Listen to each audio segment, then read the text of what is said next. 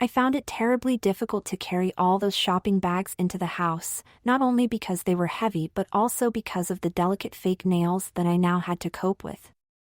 I was afraid of breaking them whenever I clenched my fist around one of the bag handles, but at the same time I feared for the bag's safety because these nails were quite sharp. I didn't spare much time to examine my new nails, as I hated every moment I spent looking at them. They had this strange effect of making my fingers look longer and thinner, more feminine than they had been before. Suzanne had offered me a brief ray of hope when she said I could stop using them if I wanted, but when she continued my heart sank again.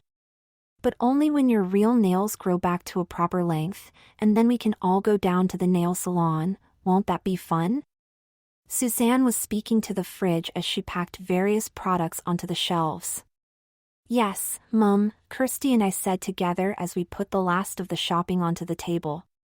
It seemed that my new sister was looking forward to that as much as I was. Luckily, I wasn't the one who had to carry the most bags, and the job of looking after my nails without dropping the shopping was done long before I thought it would be. Kirsty informed me that her mother usually wasn't that generous and often made her carry in all the shopping, whilst she herself did the job of putting everything into its correct place in the kitchen. Kirsty quietly thanked me afterwards for making her job slightly easier. When we finished, the three of us split off to do what we wanted to. That normally happened in my house after we'd finished helping with the shopping. I would go up to my room and watch TV whilst Mum and Dad went about their own business, but now I was in a different house and with a different family. Suzanne had answered the phone and went off into the lounge, whilst Kirsty had gone back upstairs and into her room, leaving me in the kitchen. When I realized that this wasn't my family and I had nothing to do by myself, I ran straight for the stairs. Suzanne was gossiping over the phone with someone who I could only assume was another woman, since they were quite loudly discussing the latest fashions and one prominent topic was what they were going to wear to some office party. I truly had no idea what girls talked about when there weren't any boys around, since I never talked to any of the girls at school and the cul-de-sac girls rarely had their own private conversations. Even if they did, they would never reveal their secrets to the boys. But now that I was stuck pretending to be a girl, listening to Suzanne talking about all these girly topics made me realize that I might be stuck talking about the same things for the rest of my life. Surely girls talk about some sports, or the army, perhaps even space travel? If I was going to talk about clothes, makeup, shoes, boys, and the latest pop idol for the rest of my life, I might just pretend to be a mute. I would still have to listen to girls blabber on, but at least the words wouldn't come from my mouth. I darted up the stairs and into Kirsty's room, where she was sitting at her vanity table playing with her silly makeup. On the table I could see the tube of sparkly purple lip gloss that had gotten me into this mess in the first place. It was sitting comfortably on a pile of makeup products that Kirsty was using. "What are you doing?" I thought we were going to finally escape. It was a stupid question to ask. Where would I go when I did escape?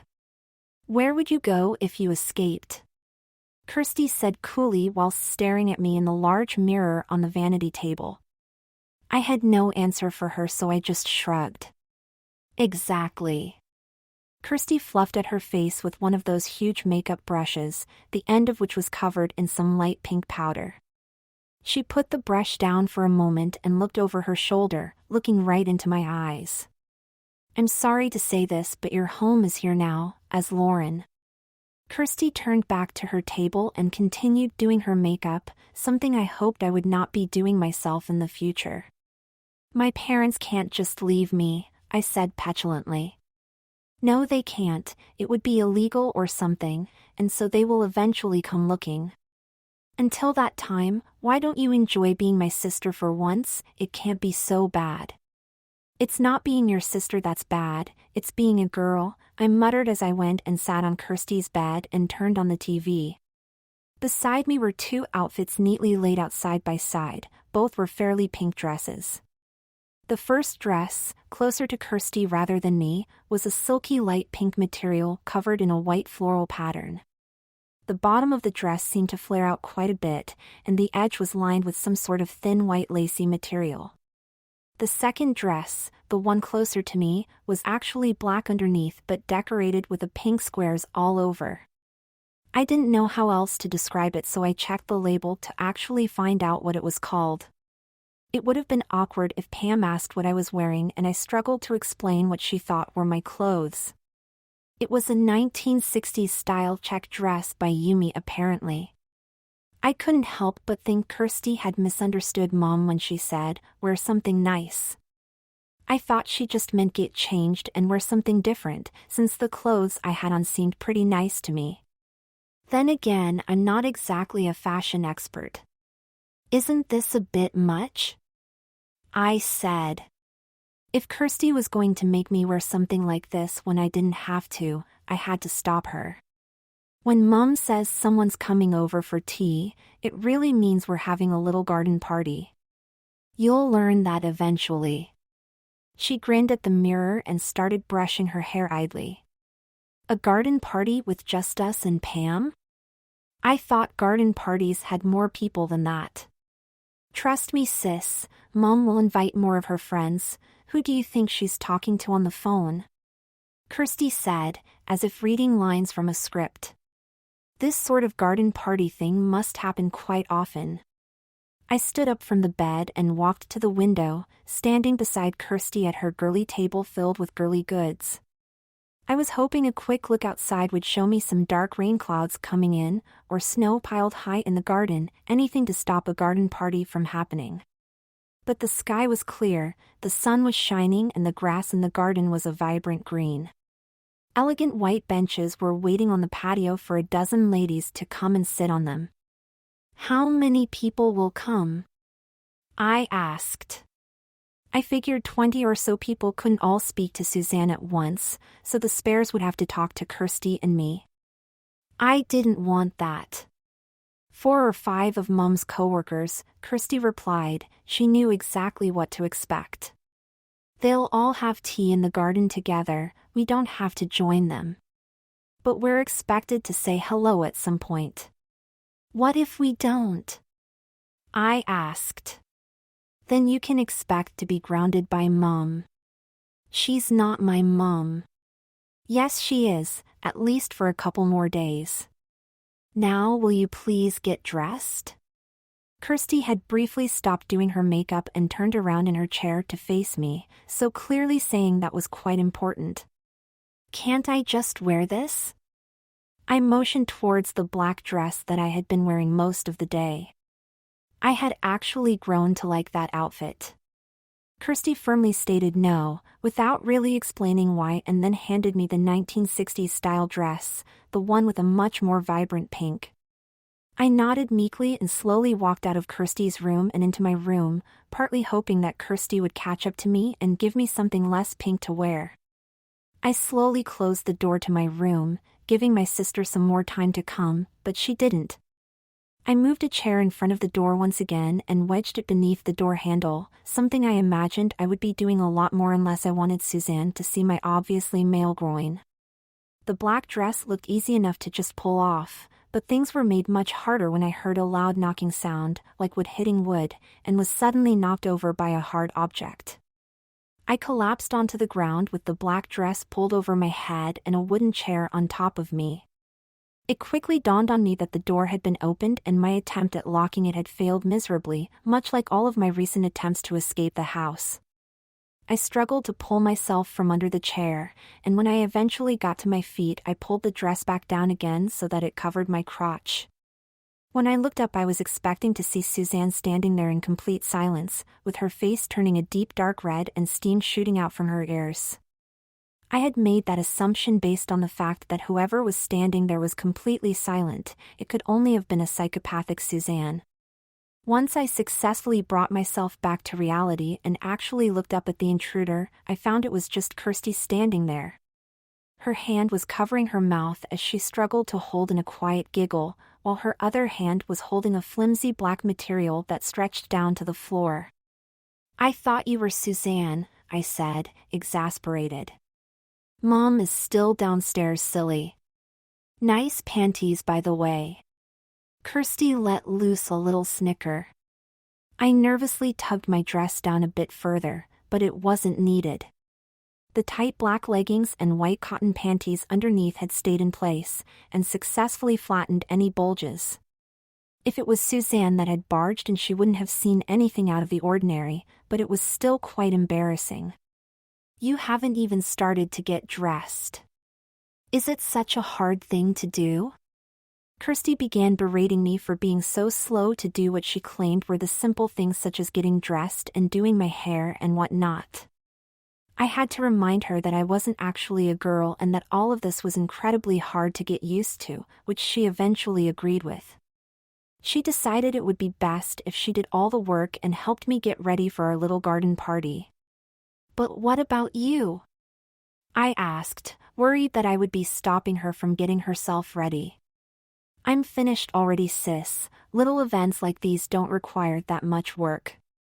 When it's time for the school prom, however, you'll be spending hours getting ready." I examined Kirsty closely, and she did indeed look quite ready, if not more than ready. She looked stunning in that light pink dress with the white flowers, with her hair tied back in a ponytail that draped itself over her shoulder. She only used a little makeup, but it still made her face glow like an angel. I used to have a crush on Kirsty when her family first moved into the cul-de-sac. It was the pretty girl next door kind of thing for a couple of weeks before we started to get to know each other. Eventually my crush subsided and we became best friends, but seeing her dressed up like this brought that innocent attraction right back within minutes. When I realized that I was still pretending to be her sister, I put those feelings away. I couldn't just tell her how I felt, not in this situation at least. Kirsty rushed from my room to hers, gathering a selection of shoes, clothes, accessories, and lastly a see-through bag filled to the brim with cosmetics. It was soon quite obvious that Kirsty was going to contradict herself and spend quite a while getting me ready for this small event. I could only assume that she just wanted to spend more time treating me like her doll. Each delivery she brought from her room made me feel that little bit more sick in the stomach, as I not so patiently waited for Kirsty to turn her makeup brushes on me. My room was quickly changed from a little girl's paradise to a teenage girl's lair, with facilities all around dedicated to making that teenage girl look pretty. I was instructed by Kirsty to pull off my dress and stand on top of a small pile of books in the center of the room, which brought me up to Kirsty's eye level. She took several moments to examine me on my pedestal like an artist looking at a blank canvas, while I could only wait anxiously for what she was going to do. To my left were several more dresses hanging on the edge of the wardrobe, each one more pink or yellow than the last. To my right were about 20 different pairs of girls' shoes all lined up beside the bed, some with raised heels which looked quite terrifying, whilst some were flat but had bows, ribbons or flowers attached to make them equally as painful to wear. Another revelation was that Kirsty had rushed me for no reason, as it became obvious that the party was not for a couple of hours at least. I realized this when we had spent about an hour or two deciding which one of the dresses I was going to wear. Kirsty didn't need to tell me that they were all either Haley's dresses or Kirsty's old ones. Each dress was for a girl of Haley's age, and they were designed to make the wearer look like a princess, with the puffy and lacy skirts, thin waists and quite strange-looking puffy shoulders. Some had ribbons that had to be tied in a bow at the back, while others came with long velvet gloves that almost covered the whole arm. I was forced into deciding to wear the original dress that Kirsty had picked out for me, the pink check dress that was now lying on Haley's bed. Kirsty gave me a relieved smile when I finally decided what to wear. "Good, I was going to make you wear that anyway, but now you've decided for yourself." Kirsty gave me an evil smirk. "Is there nothing else I can wear?" I asked, rather desperately. I still hoped I could wear the black dress with the flowers, but Kirsty insisted on something different. "Nothing else for this party, nothing that would fit you. You could wear my flower girl dress I wore for Mom's wedding?"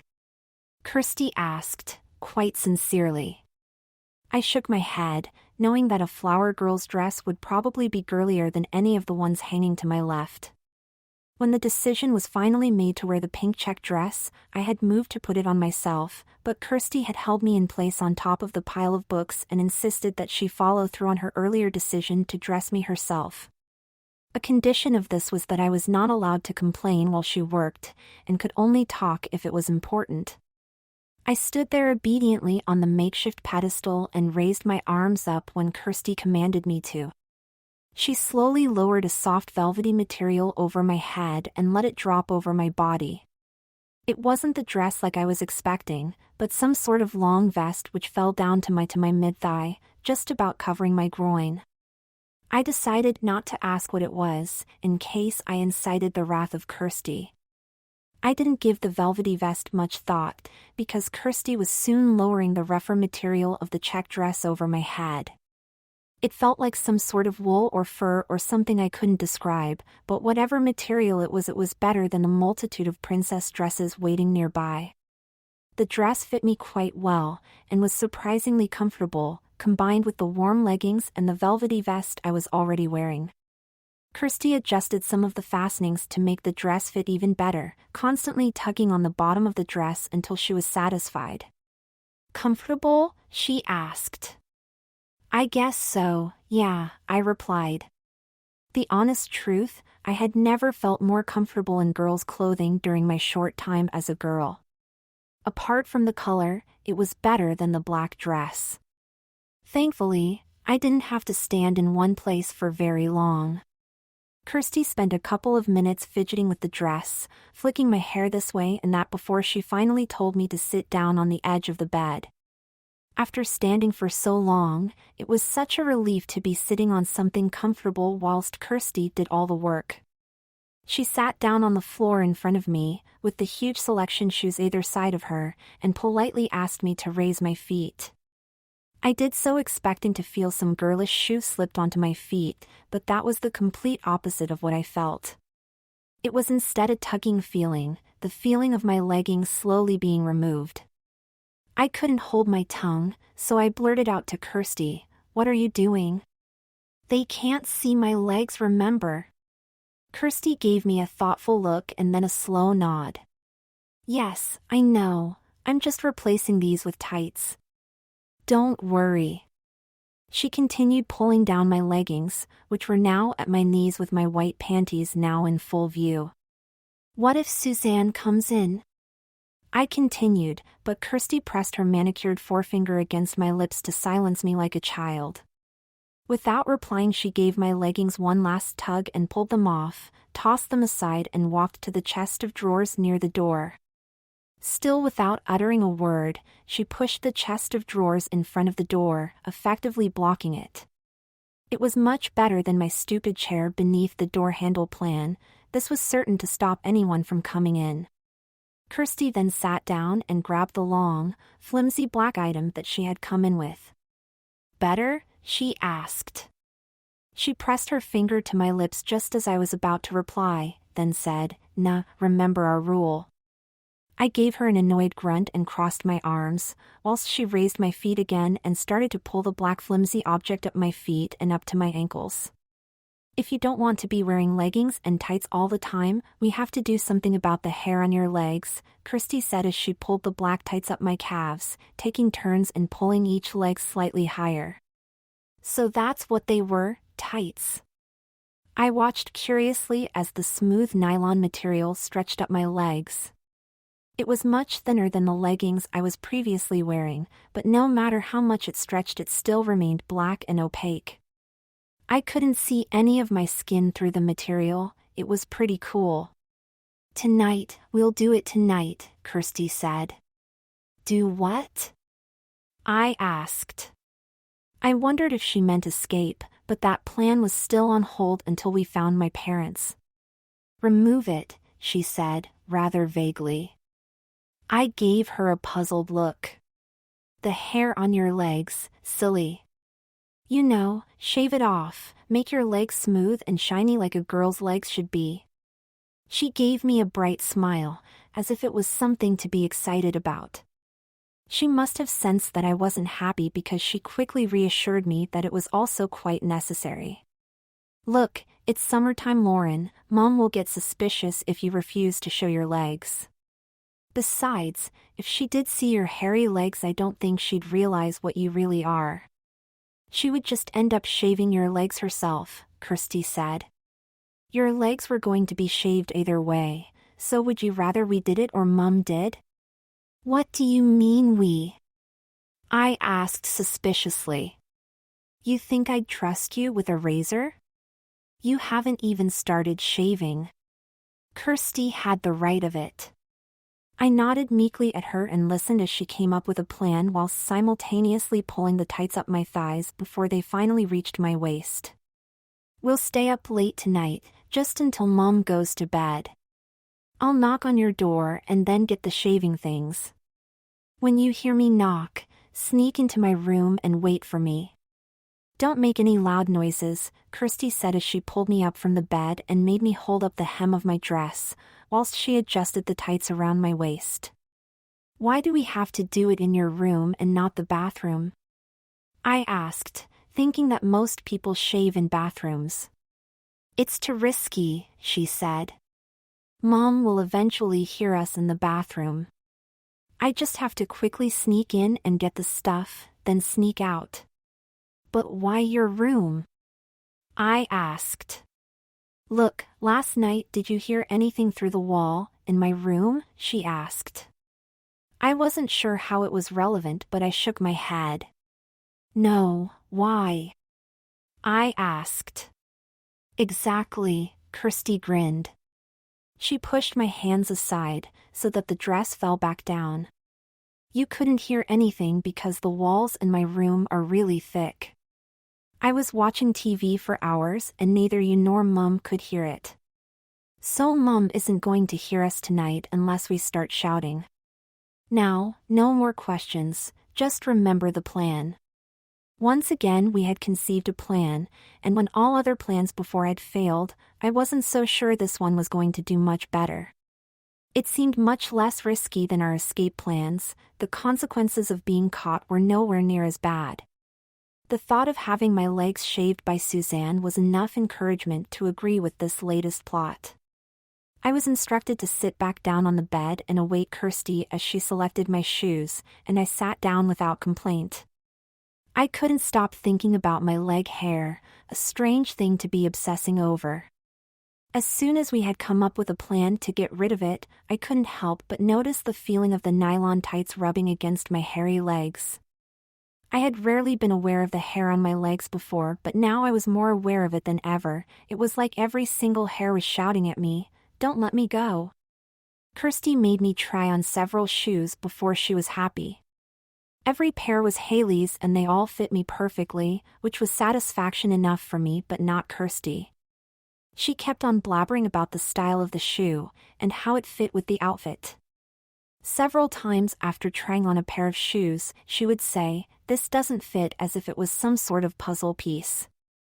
Honestly, a simple pair of sneakers is good enough for me. Girls make things too complicated. We, or rather she, narrowed the selection down to 3. They were all the sort of shoes that the girls wore to school. Glossy black leather, T-bars, bars and buckles, flowers and bows, that sort of thing. I didn't care which one I had to wear as long as it was comfortable, but Kirsty allowed me the final decision to pick which one I wanted.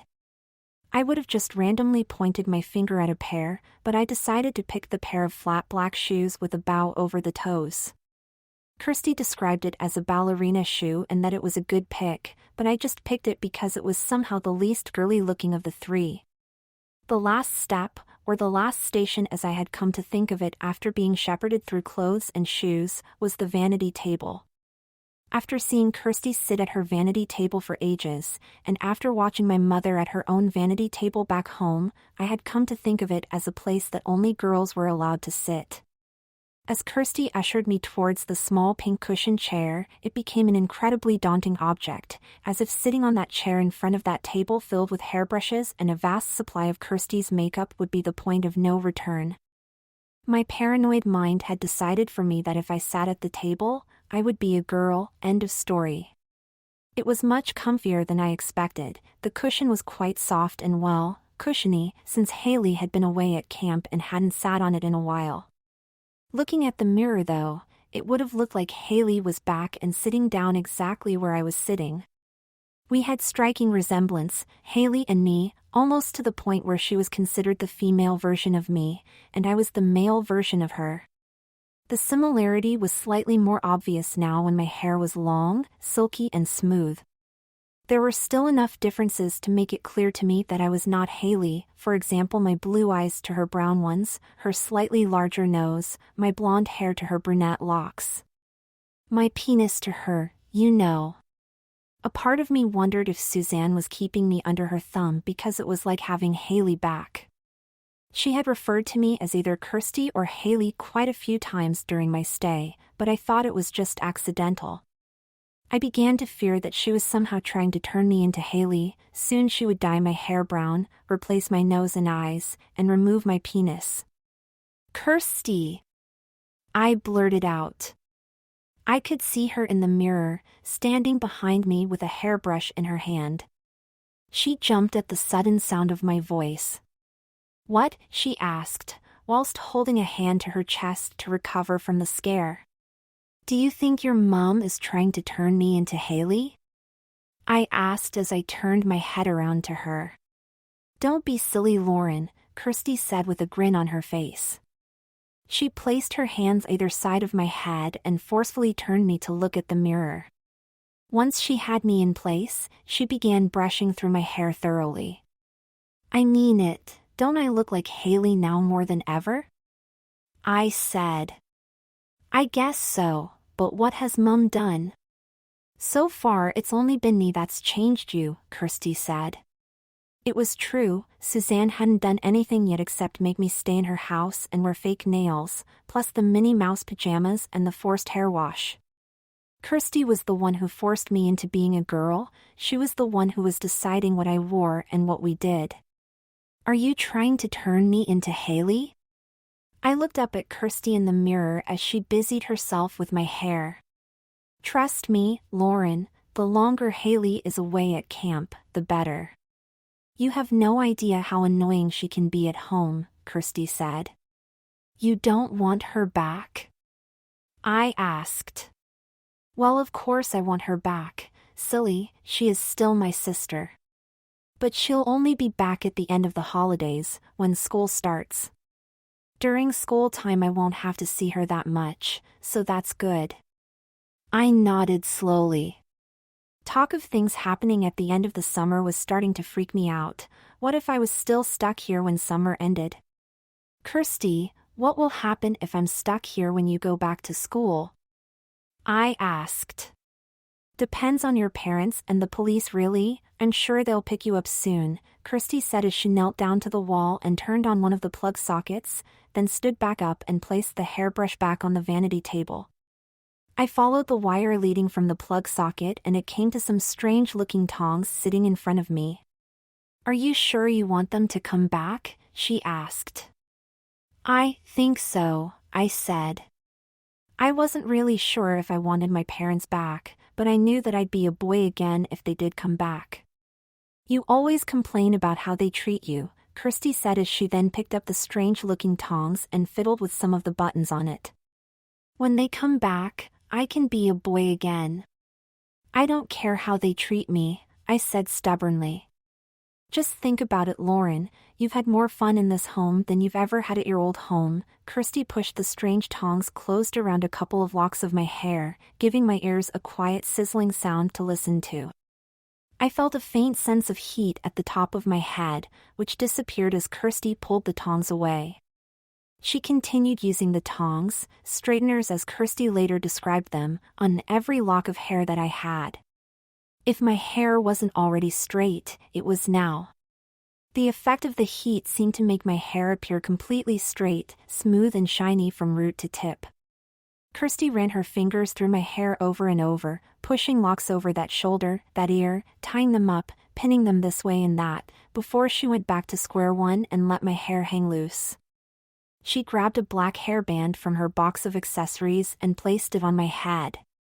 Kirsty pushed most of the hair on my left behind my ear, whilst the hair on my right was allowed to flow down my shoulder, all kept in place by the black hairband that came with a large black bow attached to make me look like I was somehow gift-wrapped.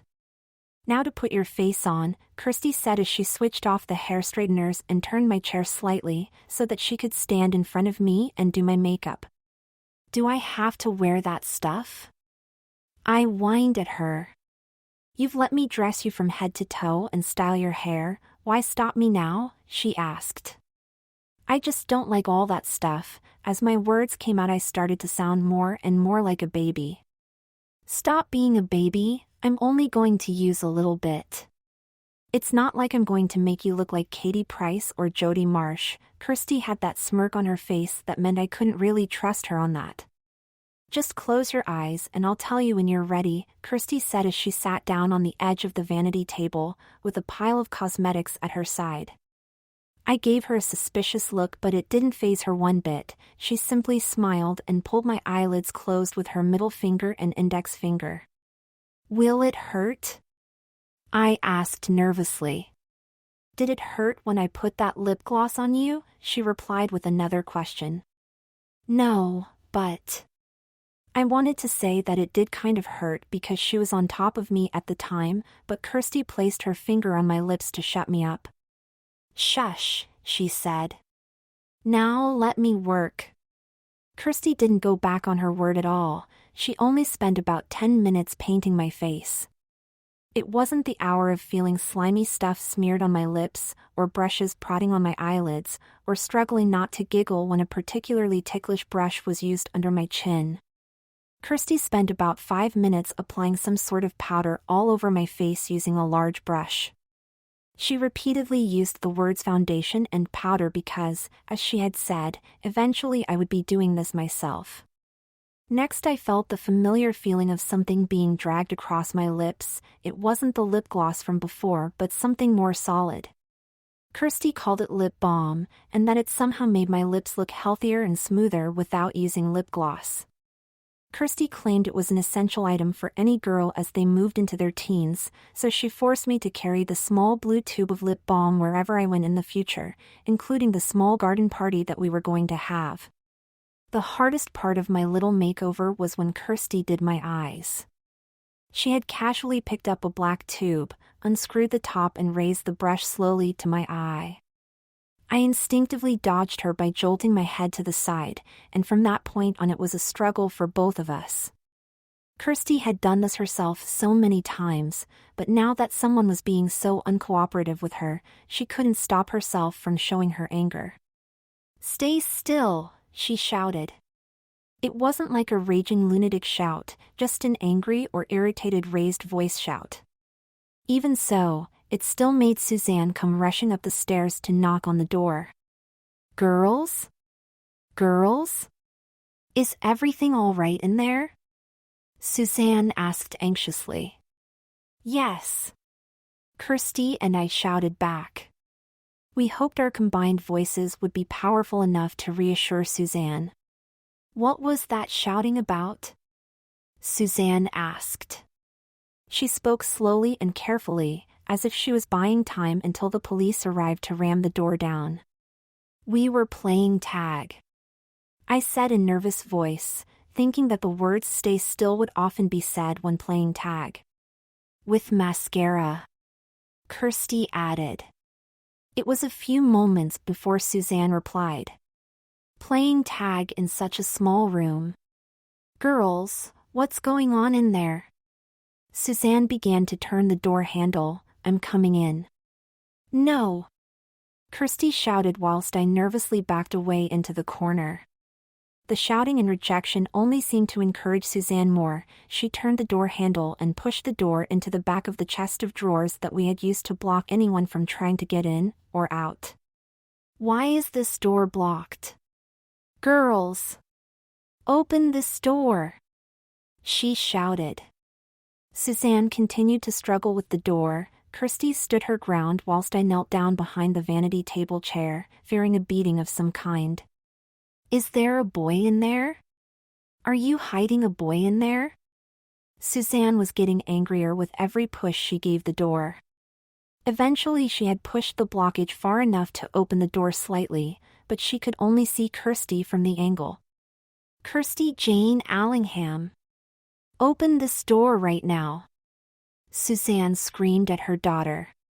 Kirsty knew there would be hell to pay if she didn't open the door now. Her mother had just used her full name when she rarely did. She took several quick and small steps towards the door and pushed the chest of drawers aside. Kirsty had an ashamed look on her face, and she kept looking down at her feet to avoid eye contact with her mother. Suzanne burst into the room as soon as she could, without uttering a word but her face growing redder by the second.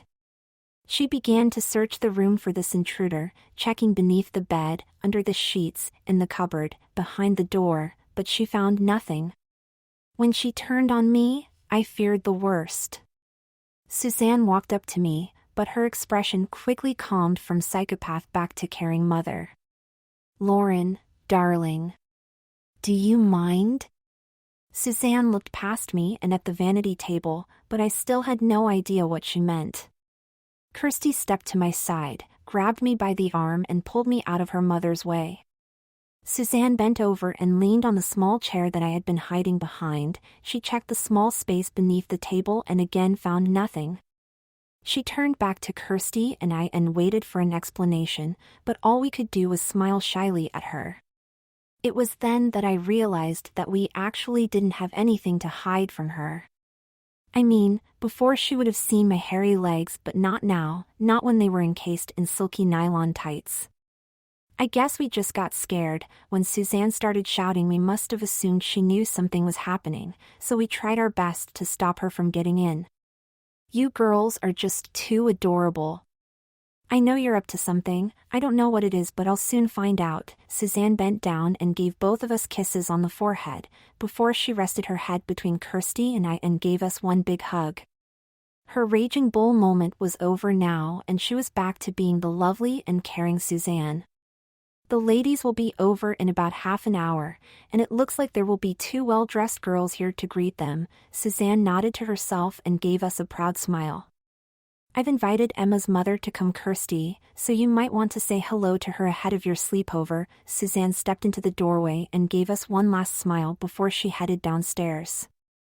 "I will, Mum," Kirsty said in a nervous voice. She was still recovering from being shouted out.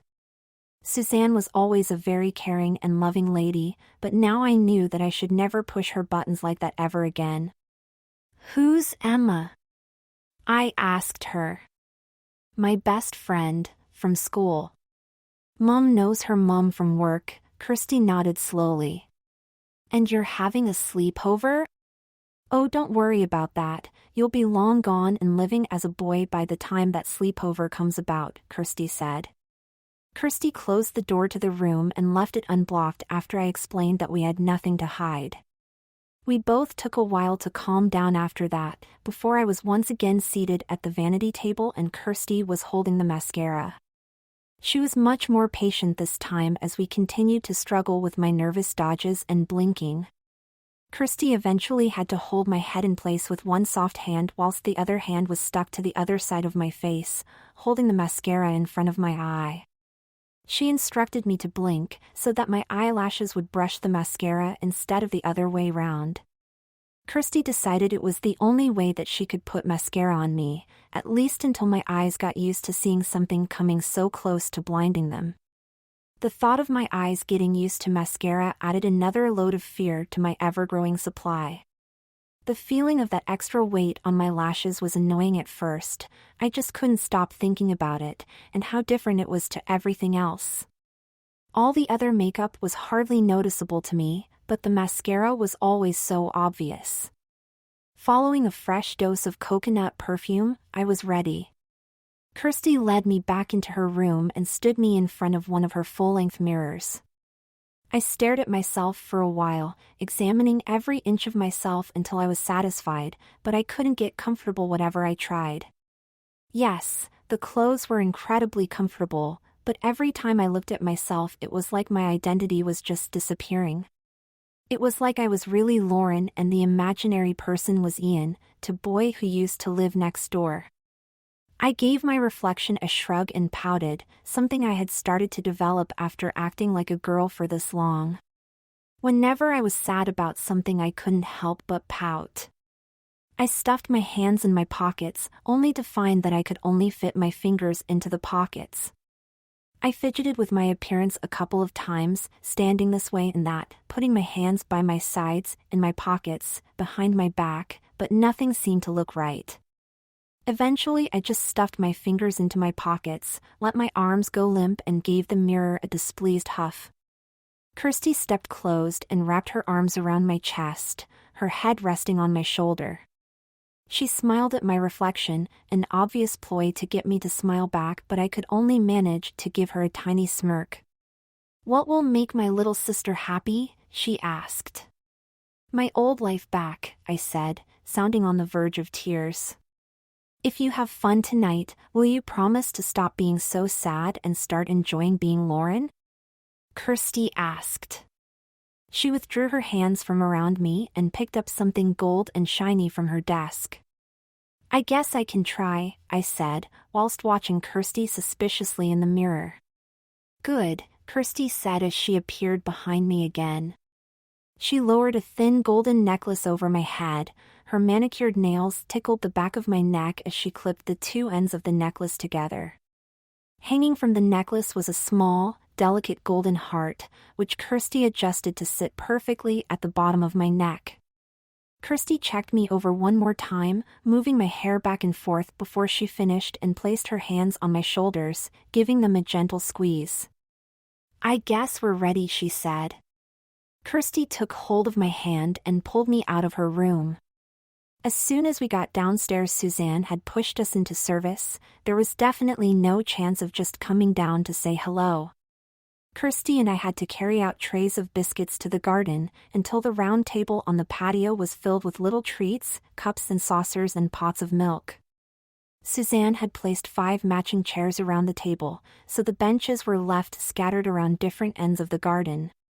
I felt a little bit better when I realized that 5 chairs would not be enough for Suzanne's friends, Kirsty, and myself, so I knew we wouldn't have to sit with a bunch of ladies drinking tea. Only when I got a brief break from carrying trays, I was able to catch Suzanne rearranging the chairs in the lounge. She had brought in some extra chairs so that the whole TV was surrounded. It was definitely enough to seat everybody, including the 2 daughters. We still had a couple of minutes before any guests were due to arrive, so Suzanne allowed us to sit down and watch TV in the lounge until the first guest appeared.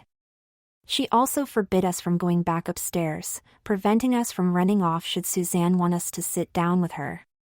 Kirsty explained that because of my presence, Suzanne had decided that she was going to show off her daughters. "Because of me?" I asked.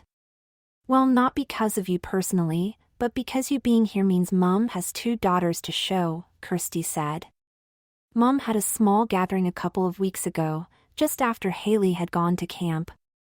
I was the only daughter that was still at home, and all I had to do was say hello and wave before I could go back upstairs and watch TV until it was over." "I still don't get it. Why do I change anything?" I asked her. "It's some sort of rivalry she has with her friends, a girly thing. Like, all of her coworkers have at least 1 kid, so showing off 1 kid isn't, cool," she said. "But showing off 2 kids, even 3 when Haley gets back, that is definitely cool. Cool among her friends, at least. It's the same sort of thing with girls at school, with shoes or purses, bags or dresses. You'll soon find out that girls can be like that," Kirsty finished just as the doorbell rang. We both rushed to our feet and looked out through the large window in the lounge to see that there was only 1 new car parked outside.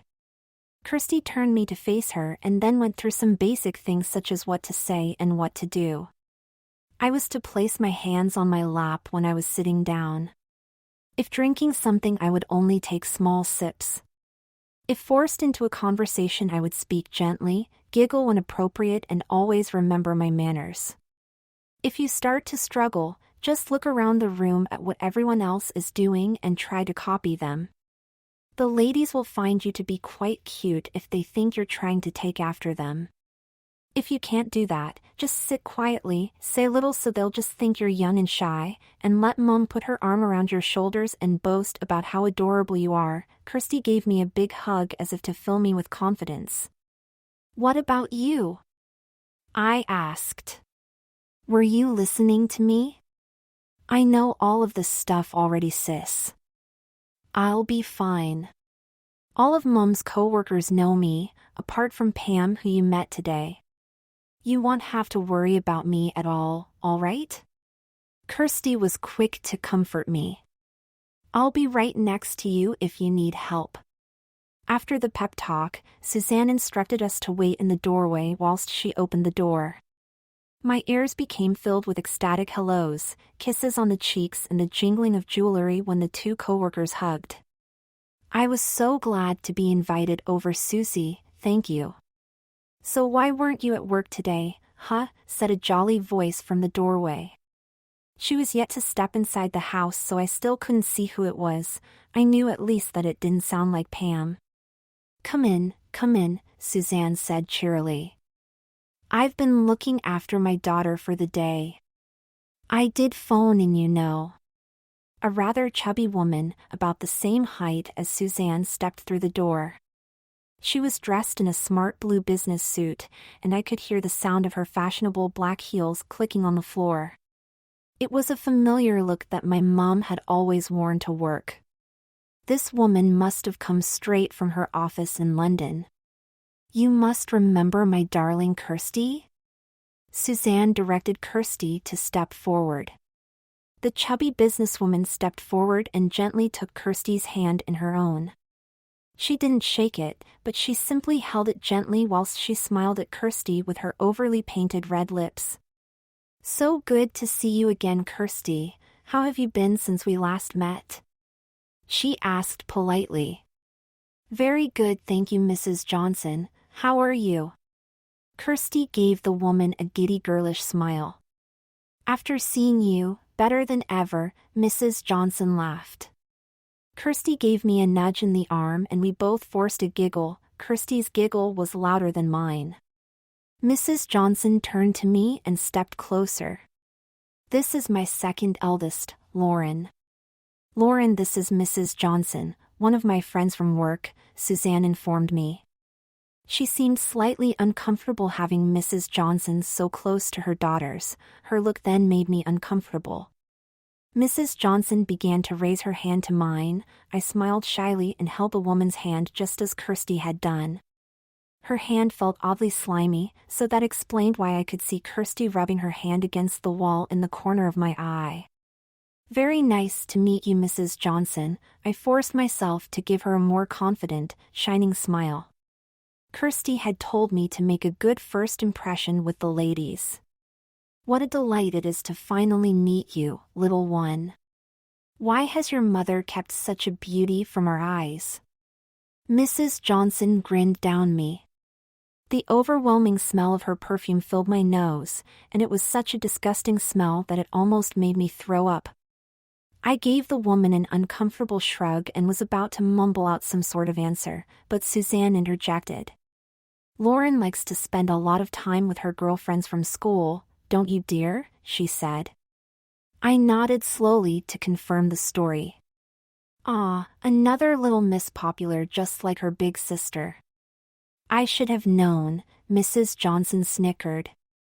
I realized that Suzanne had probably used the same excuse to explain why her friends rarely got to see Kirsty and Haley alone. I look forward to hearing a little more from you later, Lauren. Mrs. Johnson finally let go of my hand and was led away by Suzanne. The two ladies got into a conversation of their own and there was no sign from Suzanne to follow, so Kirsty and I were able to sit back down. I too found myself rubbing my hand on the wall to get rid of the weird slimy stuff. Kirsty gave me a wicked smirk. It's just hand cream. She has really rough hands, but she doesn't know how to take care of it, Kirsty snickered as she thought about it. Mom looked really uncomfortable when she got close to me. I said. Oh yeah, I noticed. Mrs. Johnson isn't really one of Mom's friends, she's really her boss. One of her bosses, Kirsty said. So she's playing nice? I asked. My dad had brought his boss home for some dinner a couple of times to help him get a promotion that he never ended up getting. I guess she is, yeah. Kirsty crossed her arms and pondered what her mother was doing with Mrs. Johnson. Suzanne came in to say that Mrs. Johnson and herself would be having tea in the garden, and instructed us to greet the next arrivals and lead them through to the garden to join the other ladies. We were able to watch about 5 minutes of The Simpsons before the next guest arrived. She was a tall and slender woman with golden blonde hair who looked to be in her mid-20s at least. She was wearing a large pair of sunglasses, which she raised up and wedged on top of her head when we opened the door. Kirsty knew her as Caitlin since they had met before and had actually gone shopping together with Suzanne. Caitlin was one of the newer employees at the newspaper and worked at the fashion desk, close to where Suzanne worked. Kirsty introduced me just like Suzanne had done before, and I said hello shyly just as I did with Mrs. Johnson. Caitlin was a much more comfortable person to be around with, and eventually I found myself having quite a fun conversation with her about some of the office politics that were going on. Apparently the women that Suzanne had invited were all trying to impress Mrs. Johnson enough to select their stories instead of the stories of a rival group of women on the other side of the office. With this little garden party, Suzanne's group was sure to gain Mrs. Johnson's favor, Caitlin said. When the conversation died down, Caitlin arranged to take all three of us shopping, with Suzanne's permission. Caitlin liked to boast that working at the fashion desk allowed her a large sum of money to spend on buying clothes. Kirsty was definitely the more excited of the two of us. We led Caitlin through to the garden and immediately sat back down to watch The Simpsons, but the doorbell rang once again just as our bums hit the couch. The next lady to arrive was Mrs. Woods, Emma's mother. She was essentially a black-haired version of Suzanne. Tall, smooth-skinned, curvy, in her mid to late 30s and jet black hair that was gathered behind her head and pinned loosely in place by a hair clip that looked not so different from a torture device. Mrs. Woods was much less gossipy than Caitlin, but she still talked calmly and greeted the both of us. She acted just like Suzanne did when she was around children, calling them dear or darling and making all of their movements and words seem incredibly gentle. After a brief conversation about the sleepover planned in a couple of weeks, Mrs. Woods decided to invite me along, saying it would be unfair for Kirsty to go and for me not to. I retained the hope that I would be a boy again by then, but still accepted the invitation. Kirsty had made it clear to always be polite and say what the ladies wanted you to say, so I figured Mrs. Woods wanted me to say yes. Kirsty explained that Mrs. Woods and Suzanne were quite close friends and had met each other at a parents' evening in the school. At the time Kirsty and Emma were already good friends, but when their mothers started to see more of each other after Mrs. Woods moved to the same newspaper as Suzanne, they had all become best friends. Last to arrive was Pam, whose face immediately lit up at the sight of Kirsty and me standing in front of her. Kirsty had told me that Pam had never been to one of Suzanne's garden parties before, so that was enough to explain her ecstatic mood that just seemed to turn on once we opened the door. Pam asked Kirsty and I to stand beside each other, arms around one another, so that she could see us just as she imagined it in her head. "Your mother has told us all so much about you, but she never said how cute you look together," Pam grinned. Probably because we've never been together until now, I thought. For once it was Kirsty that had to introduce herself to a stranger instead of me, and I found quite a lot of enjoyment in watching her make uncomfortable small talk with Pam just like I had to at the supermarket. Eventually Pam knew us both equally enough to finish off the conversation, so we let her through to the garden and gave ourselves a well-earned break. The episode of The Simpsons that we had been watching had finished just as we greeted Mrs. Woods, so Kirsty forced me to watch a rerun of Kim Possible on the Disney Channel. I used to enjoy the show quite a lot when it was originally airing, so I guess it wasn't so bad. Funnily enough, it was the episode where Kim and Ron switch bodies. Ron was enjoying his time as a girl much more than I was. "You did well, sis," Kirsty playfully nudged my shoulder. Thanks, I said, not taking my eyes off the TV. I think we made some of them jealous, Kirsty said. How? I asked. By being Mummy's two darling daughters, Kirsty giggled.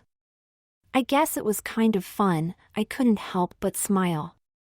It felt oddly satisfying to make someone jealous like that. The Disney Channel was showing reruns of Kim Possible for the next few hours, so we found ourselves watching it over and over. About 2 hours or so after we had led Pam into the garden to join the others, the conversation that the ladies were having began to get louder. Suzanne led them in through the conservatory and into the kitchen where they all got another cup of tea. We knew it was only a matter of time before they all came in and sat around the TV in the arranged chairs, but they weren't going to be watching the TV unless they enjoyed the cartoons. I thought Caitlin might enjoy Kim Possible, but maybe not the other much older ladies. I've got an idea, take off your shoes, and then put your legs up on the couch, Kirsty said when all the ladies were out of view, chatting in the kitchen as Suzanne made them more tea. I followed her instructions and kicked off my shoes, then lifted my legs up so that my knees pointed to the roof. Not like that, Kirsty whispered. Sit so they can't see up your dress. I nodded quickly and readjusted my legs so that my knees bent and pointed towards the TV, with my feet touching the back of the couch. It was a position where I couldn't help but lean towards Kirsty, but apparently that was what she planned. She copied my positioning exactly, and pretty soon we were leaning against each other, clutching two soft pink cushions to our chests. Kirsty changed the channel from Disney to Animal Planet, and we found ourselves watching a pack of lions play with their cubs and fight one another. Kirsty and I never took our eyes off the TV, but I caught a few smiles directed at us as the ladies began to move into the lounge and sit down. I swear I heard someone whisper, "Susie has such adorable daughters. Do you think she'll notice if I take one of them?" And it sounded like Caitlin. Caitlin was certainly eager to sit as close to us as possible, as she rushed to sit down on the chair closest to the couch. Suzanne sat beside me on the couch, sitting just like Kirsty and myself with her arms stretched out on top of the couch behind her two daughters. Mrs. Woods sat on the chair closest to the couch on Suzanne's side, whilst Mrs. Johnson sat next to Mrs. Woods, closer to the TV. Pam sat opposite Mrs. Johnson, but her chair had been moved closer to Caitlin's and the couch. It all made it look like Mrs. Johnson was the farthest away, which I think we were all thankful for. The obnoxious smell of her perfume had now found its way into everyone's nose, and it seemed everyone was trying to avoid her, but without her noticing. Even though we had all gathered around the TV, I noticed that everyone's chairs had been turned slightly in the direction of Kirsty and myself. It felt like being in the spotlight, with everyone watching, and it was incredibly uncomfortable. "You two get along much better than my two sons at home," Mrs. Johnson said. Over the course of a few minutes, I had slid slightly down the couch and my head was resting on Kirsty's shoulder. Kirsty was resting her head against mine, whereas before we had just been sitting side by side with our shoulders resting against each other. I guess the new position really emphasized the big sister-little sister thing we had going. Kirsty and I grinned at Mrs. Johnson as Suzanne spoke. "They've always been very close," Suzanne said to Mrs. Johnson with a proud smile, before turning back to the TV. The ladies took turns in talking to us. Caitlin started a conversation with Kirsty about the outfit she was wearing, wondering how she had pieced it together. She was especially happy with the way Kirsty had arranged her hair, claiming that it was exactly like I had mine a couple of days ago. When Caitlin turned on me and began asking about my outfit, Kirsty put her arm around my shoulders and held me protectively. "Lauren really enjoys watching the lions," she said. Caitlin nodded slowly and continued talking to Kirsty instead, who began to explain how she came up with my outfit. Occasionally Kirsty would point at my hair or my shoes, the hairband or the necklace she made me wear. Kirsty claimed that the necklace I was wearing was a present that she bought me for my 10th birthday, causing Caitlin to go awe and place her hand on her heart. I couldn't help but grin at how manipulative Kirsty was being. Pam began a general conversation with all of the women about the conditions in the office, and soon they were all expressing their opinions to Mrs. Johnson. A simple "I'll look into it" from Mrs. Johnson was enough, at least after saying it a couple of times, to get all the ladies to calm down. Mrs. Woods turned her head towards us and gently spoke, her eyes occasionally turning between the TV and myself. "So Lauren, how is school going?" Mrs. Woods asked. I wanted to pretend that I hadn't heard her, but I had already looked at her and smiled. How was I going to answer that question? Kirsty and I hadn't even thought about school, and why would we? I was going to be back to my old self again when my parents were legally obliged to come find me. The thought of Lauren going to school had never crossed my mind. Well, maybe it did, once or twice. When I realized that neither Kirsty nor Suzanne were saying anything to help me out, I had to improvise my own answer. Things would be so much easier if I really was Lauren, I thought. It's okay, the work is quite hard, I said. Kirsty then whispered in my ear, "Good answer, sis," and nobody seemed to notice her. Yes, my Emma will agree with you there, Mrs. Woods said. Lauren starts year 8 in September, don't you, dear? Suzanne asked as she stroked the back of my head. September, I repeated, without realizing that I was digging my hole even deeper. Mrs. Woods smiled and nodded, then turned her attention to Suzanne. You know, Susie, I've been thinking about becoming a teacher myself someday, Mrs. Woods said. What? And leave the newspaper? Suzanne asked, sounding quite surprised. Well, I've been thinking about working closer to home, without having to commute all the way to London, Mrs. Woods said. Suzanne took her by the arm and made her come into the kitchen, quickly saying, "If you'll excuse us a moment." The other ladies didn't seem to be listening, and were all engrossed in their own conversation about one of the new employees, so Suzanne and Mrs. Woods were able to sneak out. Kirsty and myself continued to watch the Animal Planet whilst the 3 remaining women bickered between themselves about John, the new office intern. Eventually Mrs. Johnson looked at her watch and tiredly said, "Well, I better go, Susie, I'm leaving." She shouted into the kitchen. Suzanne came back into the lounge. "Leaving so soon?" she asked. Yes, well, I have to get back home and start dinner for the boys, Mrs. Johnson said. Caitlin and Pam were already getting their coats and bags. Those boys of yours will never learn to cook for themselves, will they? Suzanne grinned. Well, I still have hope for them yet. Thank you for the tea and the chance to see your lovely girls, Mrs. Johnson said as she and Suzanne kissed each other's cheeks. Mrs. Johnson did the same with Mrs. Woods, kissing each other's cheeks. It wasn't until she did the same for Pam and Caitlin that I realized it was the female way of saying goodbye, or something. The chubby woman rounded on Kirsty and myself, and I was the first to be subjected to it. Kirsty had no time to give me any advice, because Mrs. Johnson was soon bending towards me, her red lips puckered up. I stood on the spot, terrified as she landed a long wet kiss on my cheek which seemed to last forever before I saw her giant face move past me and kiss my other cheek. It felt like it lasted forever, as if it was in slow motion as this monster sucked on my cheeks. I thought I was going to throw up in her face when her lips touched me, and her perfume filled my nose, but fortunately I didn't. After she finally stepped away after what felt like an age, I smiled politely at her. Mrs. Johnson smiled back as if nothing was terribly wrong and turned her torture on to Kirsty. It was almost as bad when I watched her do the same to Kirsty, who was clenching her fists behind her back when Mrs. Johnson landed 2 giant kisses on her cheeks. For once I felt like Kirsty was enduring more embarrassment than I was. Mrs. Johnson said her goodbyes and was the first to leave. Both Pam and Caitlin kissed our cheeks too, but they were much more pleasant.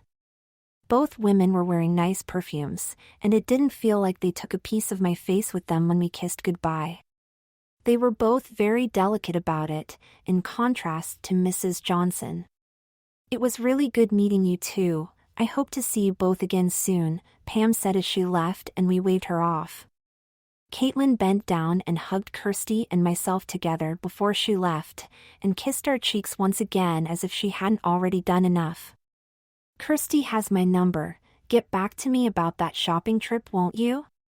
Caitlin asked. We both nodded and smiled at her as she left. The funny thing was that I wasn't forcing any smiles. All the kissing and hugging we were doing made me generally happy. Apart from with Mrs. Johnson, that was a forced smile since I didn't want to upset Suzanne's boss. Mrs. Woods had stayed behind for a few more minutes to talk with Suzanne, but soon she was walking down the hallway towards the door with Suzanne following behind her. Emma is always saying how little she thinks of some of the teachers at school. Perhaps I might be the one teacher she actually likes, Mrs. Woods said over her shoulder to Suzanne. To think I might be teaching Kirsty and Lauren as well, isn't it exciting? She continued. Just think about it a bit more, Abby, Suzanne said. I will, Susie, don't worry. I won't be leaving you in a hurry, Mrs. Woods, or Abby, grinned back at Suzanne. Abby bent down and kissed our cheeks once again. Great to meet you, Lauren. I look forward to seeing you both at our house for that sleepover, if not sooner. Abby said as she adjusted the strap of her bag over her shoulder. Suzanne and Abby hugged and kissed each other's cheeks once again, then agreed to call each other later on about that thing they were talking about. There was no point in them hiding it. Mrs. Woods clearly wanted to become a teacher and to work at her daughter's school. She must have thought Suzanne would like the idea because she might also be teaching Kirsty, and apparently Lauren too. When all the ladies had left, the evening seemed to pass by quite quickly. We all had dinner together about an hour later, and Suzanne couldn't stop repeating how happy she was with how well behaved her two daughters had been. Suzanne added that throughout the time they spent sitting around the TV, she had struggled to contain her pride when she saw her friends' faces looking jealously at her daughters. Apparently Mrs. Johnson had seriously suggested swapping her two sons with Suzanne's two daughters for a few days. Thankfully my new mother had respectfully declined, saying, I'm not as good with boys as I am with girls. I found that quite ironic, since I was technically a boy that she was doing her best to keep to herself. We didn't talk about much else at dinner, so we all had huge grins on our faces throughout. When I eventually remembered what Suzanne had said about me going to school in September, I had to say something. Mom? I said. Yes, dear? Suzanne said as she slowly quietened down after a long period of giggling. Am I really going to school in September? I asked. I felt like the party pooper when I asked a serious question like that and caused Suzanne's smile to quickly vanish. Well, by law you have to go to school, Lauren, she said. If you're 12 like you say you are, you would be starting year 8 when school begins, right? I guess so, but won't it be hard to get in? I asked. I was thinking that Lauren not being a real person was going to be a big obstacle in the way of getting her into a school, but Suzanne didn't know that. Suzanne would be worrying about how she could get the school to register an orphan girl that she had only recently met. Nonsense, we'll work something out, I'm sure. There's plenty of time for me to get you registered to go to school with Kirsty. I'm sure you'll be wearing the same school uniform as Kirsty come September, Suzanne said cheerily as we all finished up our dinner. It was pretty hard trying to think of what Suzanne was going to do. By my thinking all this was temporary, but she was thinking the complete opposite. For all I knew, she could already be planning what I was going to wear to prom. I told Kirsty about how much planning ahead her mother had done, then joked that she might have already bought my wedding dress. But when Kirsty said I wouldn't put it past her, that really put the fear of God into me. Kirsty and I spent the rest of our evening sitting together and watching TV in her room, during which time Kirsty reminded me of our late-night plan. Suzanne eventually came in and said, "Time for bed, girls, come on, Lauren." Suzanne announcing it was time for bed was the cue for the nighttime routine to begin in the Allingham household. Just like the night before I was ushered into Haley's room and left alone, with the same Minnie Mouse pajamas piled neatly on top of my bed. I was able to undress myself without needing any help, although removing the hairband turned out to be slightly harder when a few strands of hair got stuck beneath the bow. I was dressed in my pajamas and lying under the covers when Suzanne peeked her head in to say goodnight. She kissed me on the forehead once again, and I decided it wasn't so bad now after I had experienced the feeling of Mrs. Johnson sucking on my cheeks earlier.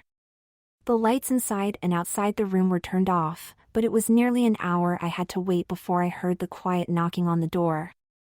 I had forced myself to read one Haley's short story books, one all about Beauty and the Beast, but the wording was specifically for little children and reading it actually made me feel silly. At least the pictures looked interesting. When Kirsty knocked, I swung my legs out of bed and snuck out the door as quietly as possible.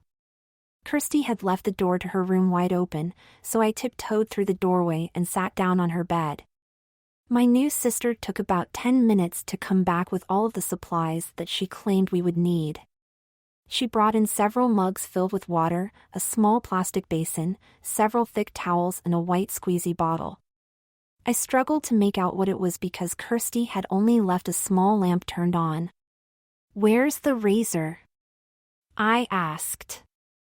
"I saw this and thought it would be better for now," Kirsty said as she put one of the towels at the bottom of the door and plugged up the small gap between door and floor. I gave her a confused look after she stood back up and turned the room light on. She looked at me and then down at the towel at the bottom of the door.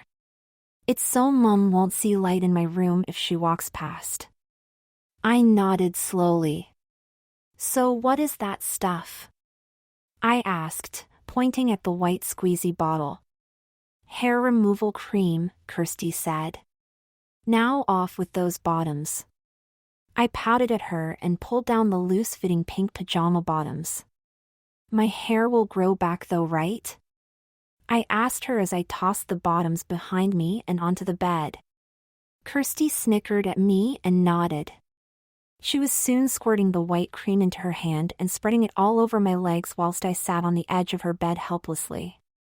"Okay, now imagine Mum doing this instead of me," Kirsty smirked. The thought made my skin crawl. "I guess this is a bit better than that," I said with an uncomfortable smile as my legs began to feel tingly. We waited a couple of minutes before Kirsty began to pour the mugs of water over my legs, washing off all of the cream and hundreds of loose leg hairs with it. She tried her best to distract me from the discomforting sight of seeing my hair piling up in that plastic basin. "Now sis, tell me, did you have fun today?" she asked. I looked up at her face briefly and thought about it. I guess it was kind of fun making those women jealous, pretending to be two adorable sisters. Kirsty and I were quite a good team. "I guess I did have a bit of fun, yeah," I told her. "Good, I knew you would. Maybe being a girl isn't so bad after all," I said. Kirsty washed the remainder of the hair removal cream and leg hair into the basin, and then helped me dry my legs with the spare towels that she provided. It was a completely different feeling when I pulled my pajama bottoms back on, with no little hairs catching on the material. Somehow the loss of all my leg hair made me feel slightly more vulnerable, more delicate. The sheen on my legs that I saw whenever I looked at them now made me instantly think girl instead, when so many times before I had thought boy and not noticed it. I offered to help Kirsty clean up, but she had sent me straight to bed, saying, "Mom will notice if you've been staying up late. She already knows that I like to stay up late." I nodded in agreement, since it was now about 11 p.m. and I had never stayed up past 11:30 p.m. I snuck back out of Kirsty's room and into Haley's room, then shut the door as silently as possible whilst Kirsty was tiptoeing down the stairs with the empty mugs. As I lay there under the girlish pink Disney princess bed sheets with the faint sounds of Kirsty sneaking around still in my ears, I fell asleep once again. But this time I fell asleep feeling genuinely happy, because I had actually had fun, even as a girl. During the week after the garden party, several families had come to the cul-de-sac to look at my old house. The for sale sign had gone up on Monday morning, the day after Suzanne had invited her coworkers over to try and impress her boss, Mrs. Johnson. My old house was a pretty big house, the biggest in the cul-de-sac after my parents had an extension built on the top floor. So it was quite a surprise to see a single man thinking about moving into it. He was the first person to come see the house, but he only stayed for an hour or so before he left with a disappointed look on his face. The next people to come look at the house were a young married couple who looked to be in their mid-20s. The woman was a bit fat and the man looked like he was rich, wearing a tailored suit and enough jewelry to rival Paris Hilton. Suzanne later told us that she had talked to the woman and learned that she was 6 months pregnant.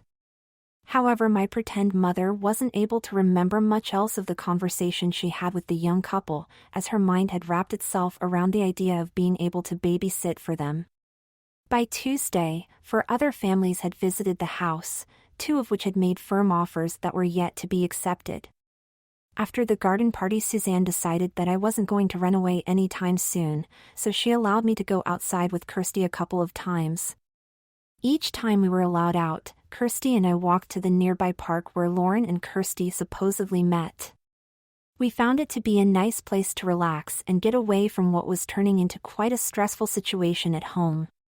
The constant planning and secrecy was getting to us, and on several occasions we had come across Suzanne sitting behind a pile of mysterious paperwork that most often had the word social services at the top of the page. She never told us what she was researching or planning, which made both of us fearful of what she was going to do. The little trips to the park were also incredibly helpful, as each time we left the house I felt my confidence as a pretend girl person increase that little bit more. I had finally got it through my thick skull that nobody was going to think I was a boy, and with that revelation I was actually able to start enjoying my time as a girl. Wednesday. It was now Wednesday, 3 days on from the garden party. At breakfast, Suzanne decided that it was time she took us all on a day-long shopping spree in the town center, so we quickly finished our bowls of Princess Oats and rushed to get ready. We were out the door and on the road by 9 a.m. Any fear I had of being discovered was eliminated during that shopping trip, as the 3 of us spent hours going from store to store, bumping into too many people to count. The town center was packed full of people on that day, and none of them thought anything more of us than a mother and her 2 daughters doing a hell of a lot of shopping. I occasionally got a cutie or how adorable from the women that passed us by, and each time I couldn't help but smile. I wasn't wearing anything like the pink check dress that I had worn for the garden party, just a simple pair of skinny jeans that felt quite funny against my hairless legs and a pink hoodie to go on top of a white cotton vest. The pink Converses I wore on my first day as Lauren completed the outfit, giving me the very casual look that I had always preferred. We also met Caitlin in a store called La Senza as Suzanne was browsing for some new undergarments that Suzanne thankfully said were just for her.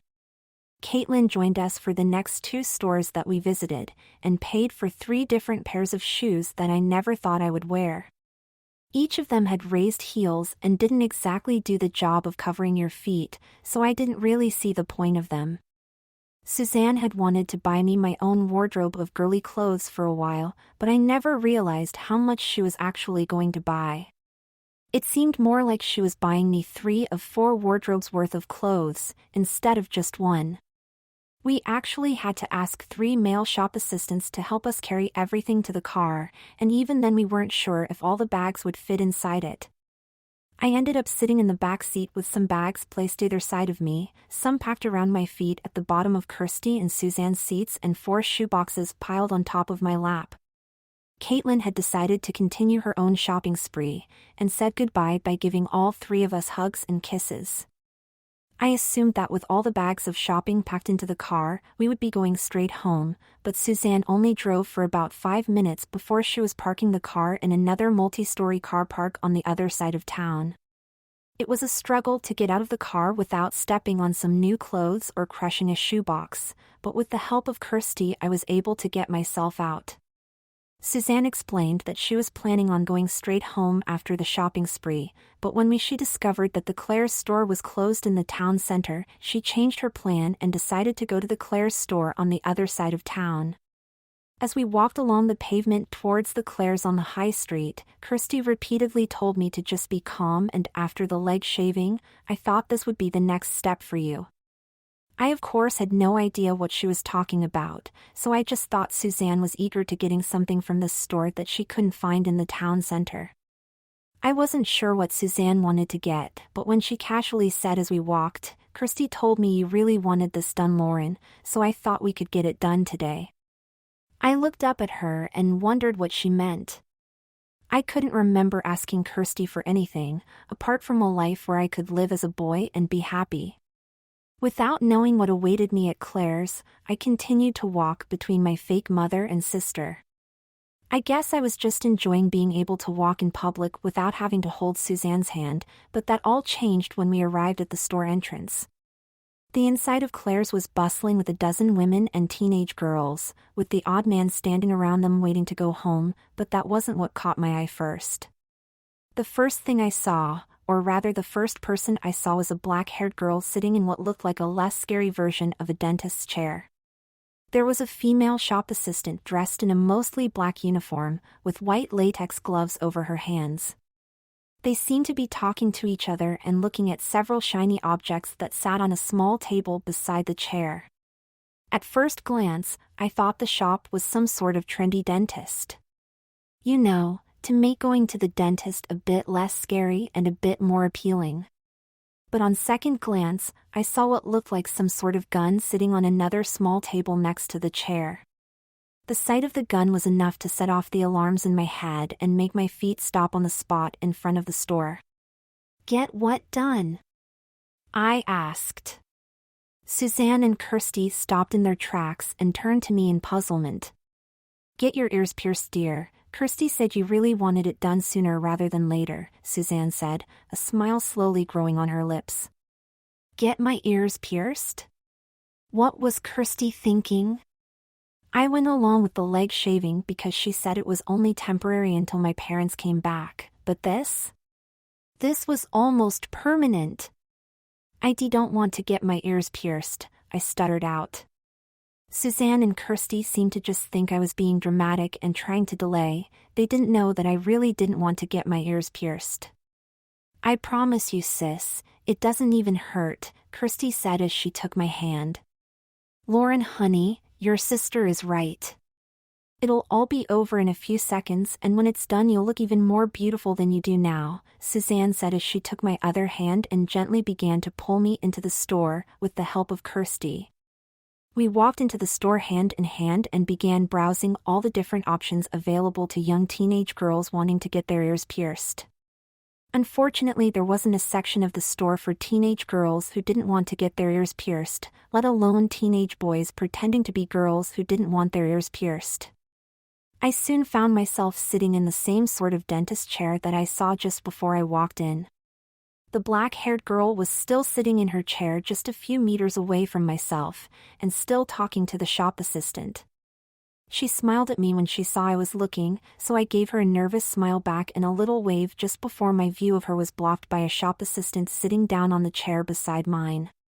She was a girl in her early 20s, just like most of the people working in the store, and introduced herself by giving me an excited smile and saying, "You must be Lauren, I'm Ally," in a friendly tone. I gave her the same nervous smile that I gave the black-haired girl across the store, and from then onwards Ally was incredibly comforting about the whole thing. In fact, I'm sure that she somehow managed to get "it barely hurts" at all into every one of her sentences. Ally took a couple of minutes to get to know me a bit better before she started to clean my ears with an odd-smelling liquid. Suzanne had stayed for a few moments before she decided to look around the store a bit more, whilst Kirsty sat on the other side of my chair and happily joined in the conversation. As we talked, Ally casually asked which one of the starter studs I would like. If she had asked that at the beginning of the conversation, I would have hardly been able to utter a word, but she had successfully calmed me down enough to get a straight answer. I decided to pick a pair of blue starter studs and then continued to talk with my sister and the shop assistant, who began to fiddle with the piercing gun settings as she continued to talk. We had both become quite fond of Ally after she said she was studying a teaching degree nearby whilst she worked at Claire's part-time. Kirsty was hopeful that Ally would someday work at her school so she could have a close friend on the teaching staff and could catch some gossip about the other teachers.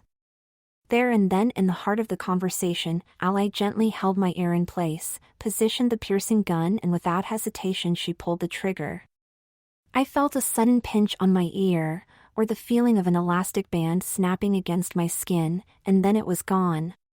The tiny moment of pain was replaced by a strange feeling of something stuck in my earlobe, along with the added weight of a tiny piece of metal making my ear that little bit heavier. "That's it?"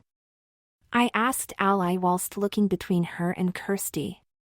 Being a boy, I was expecting a huge explosion and blood everywhere. "That's it," Ally smirked at me just like Kirsty always did. I moved my hand to touch my newly pierced ear, but Kirsty restrained me and shook her head. "Don't fiddle with it, Lauren, or it'll bleed," Ally said as she wheeled her chair around to the other side of me, whilst Kirsty wheeled herself around to where Ally was. I saw across from me that the black-haired girl was up out of her chair with two newly pierced ears. She waved at me and smiled before what must have been her dad started to usher her out of the door, saying, "Come on, Pops, we don't want to be late." As I waved back, I felt the same sudden pinch on my right ear, and with that Ally was done. I still didn't want to have pierced ears, and I don't know why I didn't refuse and walk out, but at least it wasn't as painful as I thought it would be. We sat for a few minutes more until Suzanne came back from paying the cashier. She smiled and gave me a big hug as soon as I got out of the chair. We said goodbye to Ally and promised to keep in touch. Then we left the store and eventually found ourselves back in the car, once again surrounded by bags of clothes and shoes. Thankfully, Suzanne didn't plan any more surprises, and we arrived back at home within 15 minutes. As we slowly drove past my old house, I noticed 3 people standing outside talking to the estate agent. They were all casually dressed, the man wearing blue jeans and a plain shirt. The woman, who must have been his wife, was also wearing jeans but with a blue vest. The third person looked to be a girl with long flowing black hair, who must have been around 12 or 13 years old. She was wearing denim shorts that only went to mid-thigh and a tight-fitting white tee, with black Converses adorning her feet. Suzanne quickly parked the car and walked over to the visiting family, where she instantly struck up a conversation with the 2 adults. As Kirsty and myself slowly walked across the street to join our mother, we realized that Suzanne had somehow already met them. "Suzanne?" asked the wife of the new family, who looked to be just a little younger than Suzanne. She gave my pretend mother a baffled look and was clearly surprised to see her. "Megan? I thought it was you." Suzanne smiled at Megan but also copied her baffled expression. "Yes, well, what are you doing here?" Megan asked. Her husband stood beside her in silence as if he had no idea what was going on, with the estate agent waiting behind him patiently. "I live here," Suzanne giggled whilst Megan let out a relieved sigh. Kirsty and I stood just behind Suzanne on her left, as we waited for some reason. I guess we both felt it was a good idea to go with Suzanne, but did it without thinking about what to do afterwards. The black-haired girl had gone inside just as Suzanne came over to talk, so for the moment Kirsty and myself were made to wait to find out who she was. We both knew that if her family did move into the cul-de-sac, this black-haired girl would be the new girl. We wanted to know more about her, since she was effectively going to be my replacement when my parents came back and took me away. What a relief that is. "I was starting to think you were following us." Megan giggled with Suzanne, whilst her husband chuckled along with the 2 women, trying to be involved. Megan's husband looked to be a little older than his wife, but the same age as Suzanne. After the giggling, Suzanne asked, "So you're thinking about moving here?" "We're looking at a couple of places nearby, but we really like the look of this one," Megan said with an excited grin. "It's definitely the biggest house around here," Kirsty chimed in. Suzanne jumped with fright as Kirsty spoke. "Ah, these are my daughters, Kirsty and Lauren." Suzanne stepped to the side so that Kirsty and I were in full view. We both waved and smiled politely when Suzanne said our names, causing Megan to smirk at Suzanne. "How are your ears, Lauren?" she asked me. How did she know about my ears? I wondered.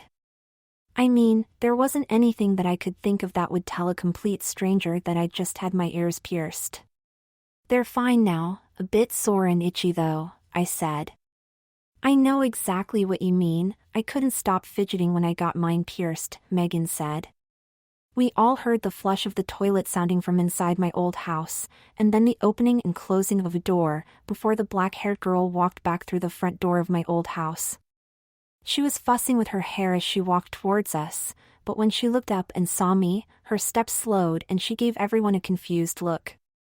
I don't know if you saw us, but Poppy here was getting her ears pierced too, just a couple of chairs down from where you were.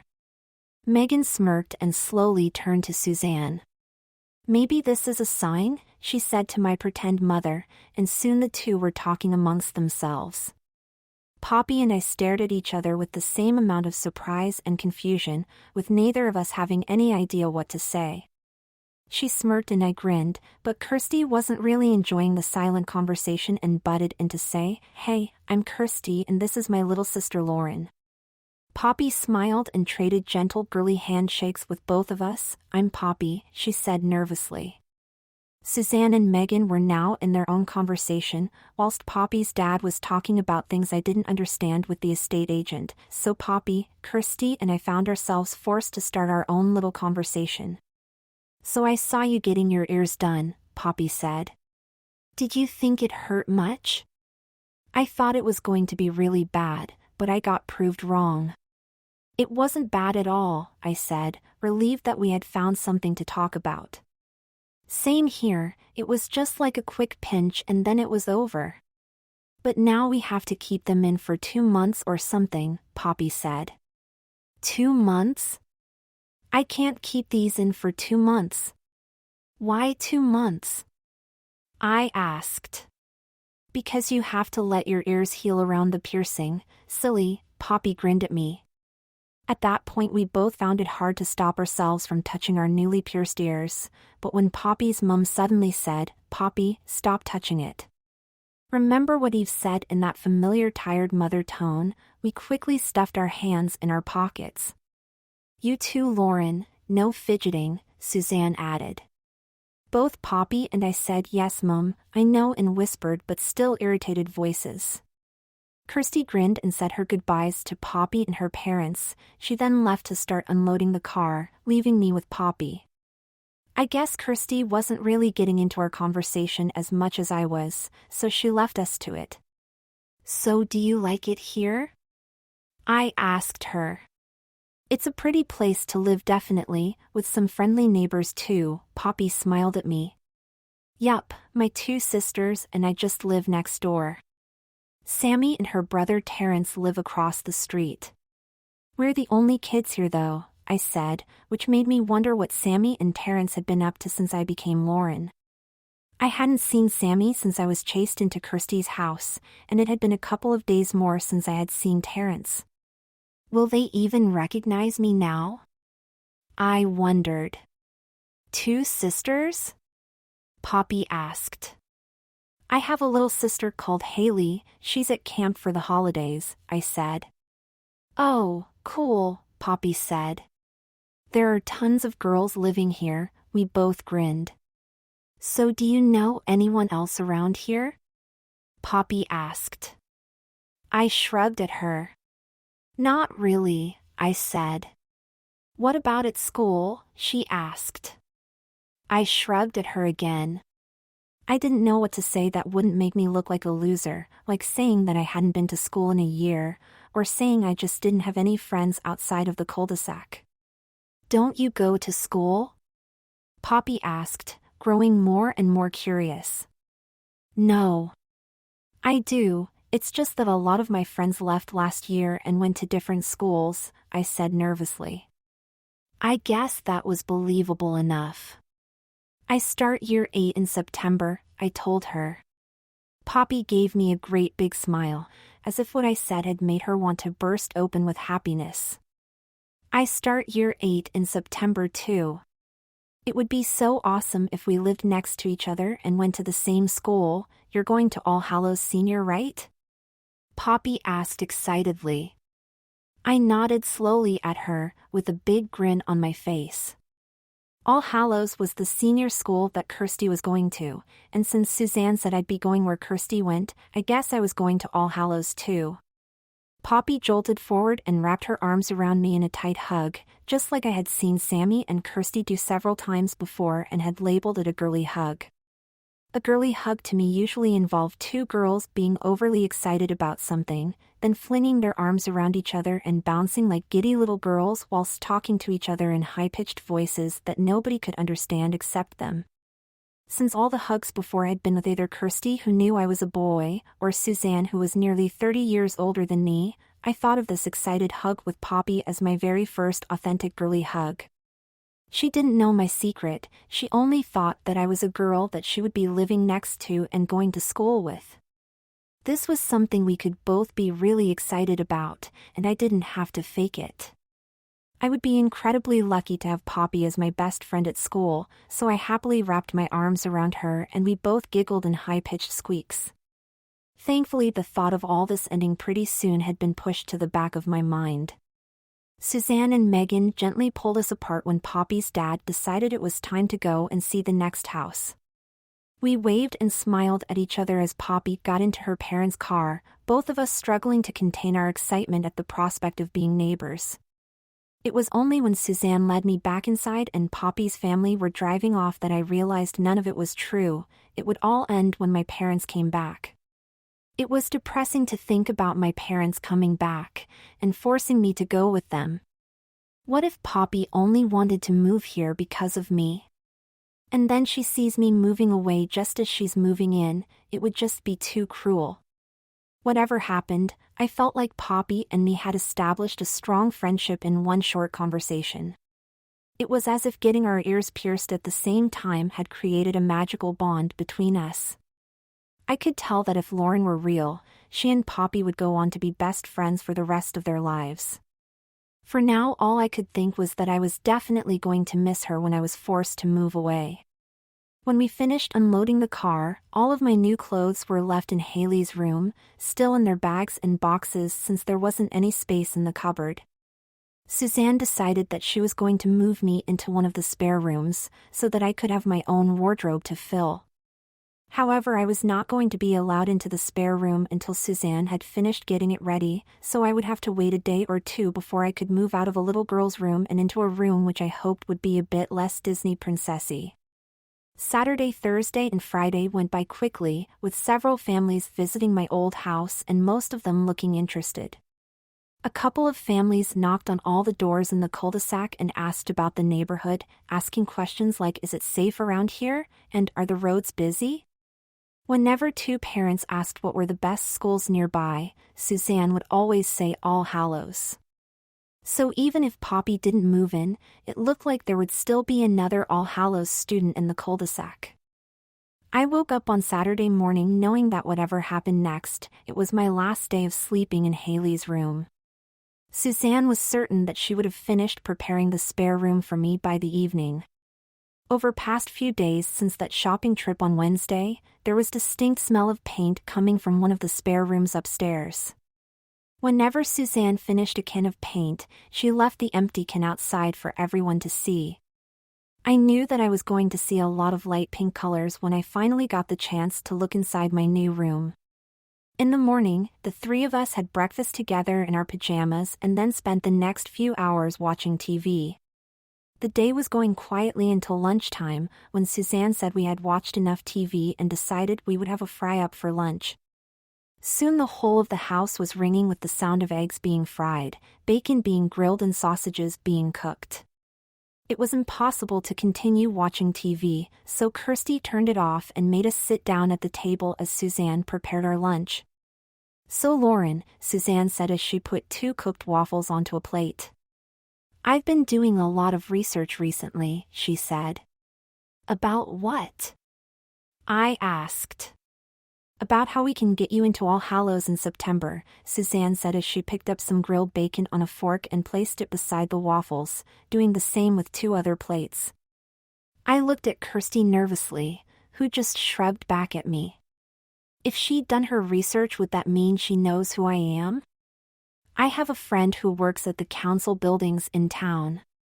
You know, where the mayor works, Suzanne said. She works for social services, helping children just like you. Ooh-huh. I stuttered and nodded slowly. Kirsty was listening intently. She said I could apply to become your legal guardian, which would mean you'd be able to get into a school, Suzanne said as she placed 2 sausages and a fried egg on each plate. We sat in silence as Suzanne carried the 3 plates and placed them on the table in front of us, then sat down and waited for me to say something. Do you have to? I asked her. I knew that if we went to an official place like that, they would find out who I really was and that Lauren didn't even exist. Well, it's either that or the government puts you in a foster home hundreds of miles away, dear. Suzanne gave me a serious look, telling me telepathically that I didn't want that. I nodded and began to meekly chew on my bacon. We could go in today and get it all sorted out. Then we can send an application to All Hallows afterwards, all right? Suzanne said. I guess so, I said in a quiet voice. It was starting to feel like Suzanne was locking me up in her chains, and she just put another padlock in place. For a trip to the council offices, Kirsty decided I should wear something smart but casual at the same time. Again, she made me wear black tights, which made my legs feel even smoother than they were already after having all their hair removed. With my legs tightly encased in black nylon, Kirsty picked out a knitted dress for me to wear with long black sleeves and a cowl-like neck. The main body of the dress was elaborately designed with rows and rows of knitted patterns. By now I had made a habit of checking the labels of all the clothes I wore to find out what they were really called. This one was labeled Yumi Feral Knitted Dress. Kirsty placed a pair of sparkly silver ballet flats on my feet, and then made me stand still, and she went to work on my face. We were in much more of a rush this time, since Suzanne wanted to leave pretty soon, so Kirsty had nowhere near enough time as she did before. She quickly brushed at my face with a light dusting of powder, and then held my chin with one hand and dragged a lip gloss wand across my lips. I had the taste of strawberries on my lips for the rest of the day after that, and both Suzanne and Kirsty prevented me from rubbing it off whenever I tried. The final touch was a hair clip disguised as 2 small pink flowers being used to pin back my hair, which Kirsty said was to stop hair from hiding my pretty face. As soon as I was done, Kirsty handed me over to Suzanne, and within a few minutes we were back in the car, on our way to the town center once again. Kirsty decided to stay at home and chat with one of her friends online, so it was just Suzanne and myself that went on the short 5-minute journey to the main council building in the center of town. As we got closer to our destination, I grew steadily more nervous. My doom was getting closer and closer, and it was going to come in the middle of a building filled with a bunch of policemen and council officials. Suzanne was probably going to have me arrested for all that I've done as Lauren. We arrived at a large complex of brown brick buildings, and parked in the guest parking lot that was almost empty. As we walked through to the employee car park, I saw 2 police cars parked outside the entrance, almost as if they were waiting for me. Suzanne held my hand as we walked through the entrance. The automatic doors slid open before us and closed with a loud thud. I knew that the door was just closed, but the sound it made was like it was locking itself and trapping me inside. We casually walked up to the receptionist's desk, and where one of the receptionists looked up from her paperwork and greeted us. "How may I help you today, miss?" she asked. "Yes, we have an appointment with Hannah Logan in a couple of minutes. Can you point us to where we need to go?" Suzanne asked. "Mrs. Allingham?" the receptionist asked. "Yes, that's me," Suzanne smiled. The receptionist stood up from her chair and pointed towards a set of stairs that led to the first floor. Up the stairs, turn to your right and walk through the office. When you reach the end of the cubicles, you'll find a waiting room outside Miss Logan's office. The receptionist smiled at both of us, but her gaze lingered on me for a few moments longer. She gave me a curious look, as if staring at a bug on my nose or something strange like that. "Thank you," Suzanne smiled at the receptionist and began to lead me away by the hand. I gave the receptionist a curious stare back, but she just tilted her head and looked at me some more. What was she looking at? Did she know already? I hurried up the stairs and pulled Suzanne along with me so we could get away from the receptionist, who just wouldn't stop staring, and was still staring at me when I gave her one last look from the top of the stairs. We turned right at the top of the stairs and began walking through a large office filled with small cubicles, with people at each desk talking to someone on the phone or typing something into a computer. Suzanne and I casually walked through a corridor that ran through the middle of the office, expecting everyone to keep themselves busy and not even look at us, but that was nowhere near what happened. As soon as we entered the office, heads were being raised and looking at us, or more specifically me. They all gave me the same tilted heads and curious stares that the receptionist had given me, but nobody seemed angry or upset or anything but curious. Some blinked at me, or stared with their mouths open as if they were surprised to see me, but nobody said a word. Did they know? Or, what did they know? I wondered. It was clear that Suzanne wasn't in on the game they seemed to be playing, because she quietly asked, "What are they all looking at?" I could only shrug at her and look nervously around the office like some frightened little lamb. We then sat in a small waiting room outside of Mrs. Logan's office for a couple more minutes, with the odd office worker walking by the room and giving me even more glances. Mrs. Logan's personal assistant opened the door to her office and invited us to come in, with Suzanne standing behind me and ushering me inside first. As soon as I got through the door, Mrs. Logan stood up from her chair and gave me the same odd look that everyone else had given me. She looked to be in her late 40s and was wearing a smart black business suit, with her blackish gray hair tied back loosely behind her head. Mrs. Logan gently shook hands with both of us and directed us into 2 chairs in front of her desk, then sat down herself and leaned forward towards her computer and began typing something in. "So Susie, you said, over the phone, that you were thinking about becoming someone's legal guardian?" Mrs. Logan asked. "Yes, well, now more than ever. It seems everyone in that office wants a piece of Lauren for themselves." Suzanne grinned at Mrs. Logan, who nodded slowly and continued typing something into her computer. Suzanne sat close to me and took hold of my hand, which she then rested on her lap and idly stroked as she and Mrs. Logan talked. "Giving her looks of curious looks, have they?" Mrs. Logan asked. "Yes, quite." "Do you know why?" Suzanne asked. "Well, I think I know why," Mrs. Logan said. Finally, an answer for all the creepy stares that I was getting. Mrs. Logan pressed a final button on her keyboard and nodded approvingly at whatever appeared on her monitor. "Lauren, do you know who this is?" Mrs. Logan asked as she slowly turned the monitor to face Suzanne and myself. What we saw was perhaps one of the biggest shocks that I would ever experience in my life, but at least now I was certain that nobody knew my real gender. On the monitor at the top of the page that Mrs. Logan had been looking at was the word "missing" in large red lettering. Beneath the word "missing" was a picture of myself, with long blonde hair, dressed as a girl in a red party dress, surrounded by other children and 2 adults standing in the background.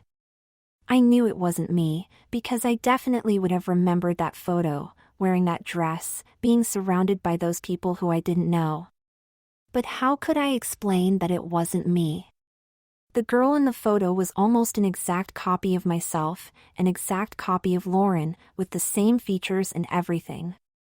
Below the picture it named the girl as Lauren Dawson, then Lauren was a real person? It all seemed too much of a coincidence, but it was real. Neither Kirsty nor Suzanne could have planned something like this. There really was a missing girl called Lauren who looked exactly like me. I couldn't think of anything else to say, so I said it, without realizing what I had done.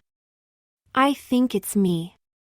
It was December 2003, back when I was still living with my parents in the house across the street from Kirsty's. I must have been 9 or 10 at the time, an age where most children would still believe in Santa Claus, but not me. I was only allowed one present from Santa each year, and in 2003 I asked for a PlayStation 2. I had wanted a gaming console all year, and had been on my best behavior every day in the hopes that I would be rewarded at Christmas. I wrote down PlayStation 2 on a small piece of paper, and then went downstairs to the lounge, where I knew I would find my dad. He was sitting on the white leather couch smoking a cigar and watching the news, a sight I had seen so many times. Dad had grown chubby, lazy, and most of all grumpy since he was denied a promotion at work. I nervously pushed the door open and stepped into the room, just as Dad breathed out a load of smoke. He gave me a tiresome look and angrily muttered, "What do you want?" "I decided what I want for Christmas, Dad," I stuttered out, holding the small piece of paper in front of me. Dad looked at me and grunted. "Give it here," he said. I carefully navigated the large white leather footstool that sat in front of the couch, then handed Dad the little piece of paper. I stood nervously on the spot, surrounded by the couch on one side and the footstool on the other. Dad examined the paper for more than a few seconds. He grunted at the words. I stood frozen. My father gave me a piercing stare and I could feel his rage reaching boiling point. "Do you have any idea how much this will cost me?" he shouted at me in his booming voice. I took a step back, trying to recover enough to look at him again, but I could only stare down at my feet. "But it won't cost you, Dad. Santa will have to pay for it," I said. "No, son, I have to pay for it.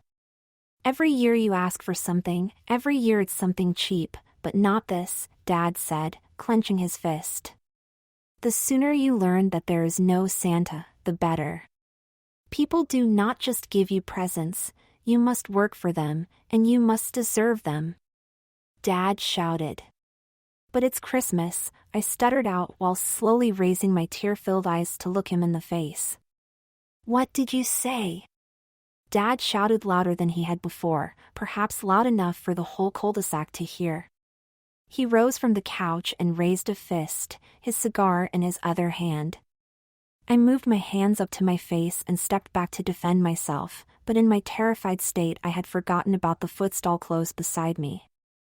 I ended up falling back over the footstool, rolling upside down and then landing on my back. I struggled to my feet, my back and shoulders aching from the fall. Dad was laughing his head off and had already sat back down on the couch, his cigar smoking like the barrel of a gun. I stumbled out the door and slammed it shut, furious with myself, with my dad, with everyone. I turned to look down the hallway, and saw my mom washing dishes in the sink. I knew she had heard everything, but she didn't do anything. She rarely did anything except housework. She had tried to help Dad get through losing his promotion, but she just ended up as grumpy as he was. The next day Kirsty told me she had heard it all, and let me play on her PlayStation 2 when she got it for Christmas that year, but that didn't make me feel any better. After that event, Christmas didn't exist in my house anymore. That yearly tradition had been thrown in the bin just like New Year's, Easter, Halloween, and my birthday. The closing of Mrs. Logan's office door brought me back to the present. After I told her that I thought the girl in the picture was me, Mrs. Logan had made several phone calls to other organizations. She asked Suzanne questions about how she had come to find me, where I was found, and if I was with anyone. Suzanne gave her some answers whilst I remained mostly quiet, and then after about half an hour the meeting was over. What Suzanne and Mrs. Logan had talked about had mostly gone straight over my head. I just remembered zoning out, falling into a daydream as soon as I said the words, "I think it's me." Saying those words, it was like making it official. All of this was now real. I had become Lauren, and my mind just decided to remind me of one of my worst memories, as if it was saying, "This is what you're leaving behind." What little I did remember of the conversation between Suzanne and Mrs. Logan included the repeated use of the name Lucy and the words desperate search and her sister. I struggled to piece together the facts, but Suzanne was quick to summarize my situation as we walked, hand in hand, back through the offices and to the car. "So, are you excited about meeting your sister?" Suzanne asked as we walked through the exit and into the car park. "We're meeting Kirsty?" I asked. "No, silly, weren't you listening in there?" "Your real sister," Suzanne said, with emphasis on real. "My real sister?" I asked. I guess I had missed a lot in that meeting. "You don't remember any of this, do you, dear?" Suzanne smirked down at me as she opened the passenger door of the car. I shrugged at her. "Not really," I said as I climbed into the passenger seat in the front. Suzanne was quick to buckle my seatbelt for me. She kissed me on the forehead and gently said, "Poor thing." Suzanne closed my door and walked around the car to her side, and when we were finally both in the car and on the way home, she began to elaborate. "The police have been looking for you, little Miss Dawson, and so has your big sister Lucy," Suzanne said. "Lucy?" I asked. "Yes, ever since you and your parents disappeared, she's been desperate to find you." "Now she has," Suzanne said. "What will happen now?" I asked. "Well, we'll head home, have some lunch, pick up Kirsty, and then go meet your sister." "After that, sweetheart, I'm not sure," Suzanne said, frowning. "You'll probably be taken back with your sister and put in a foster home, back in London." "What about you and Kirsty?"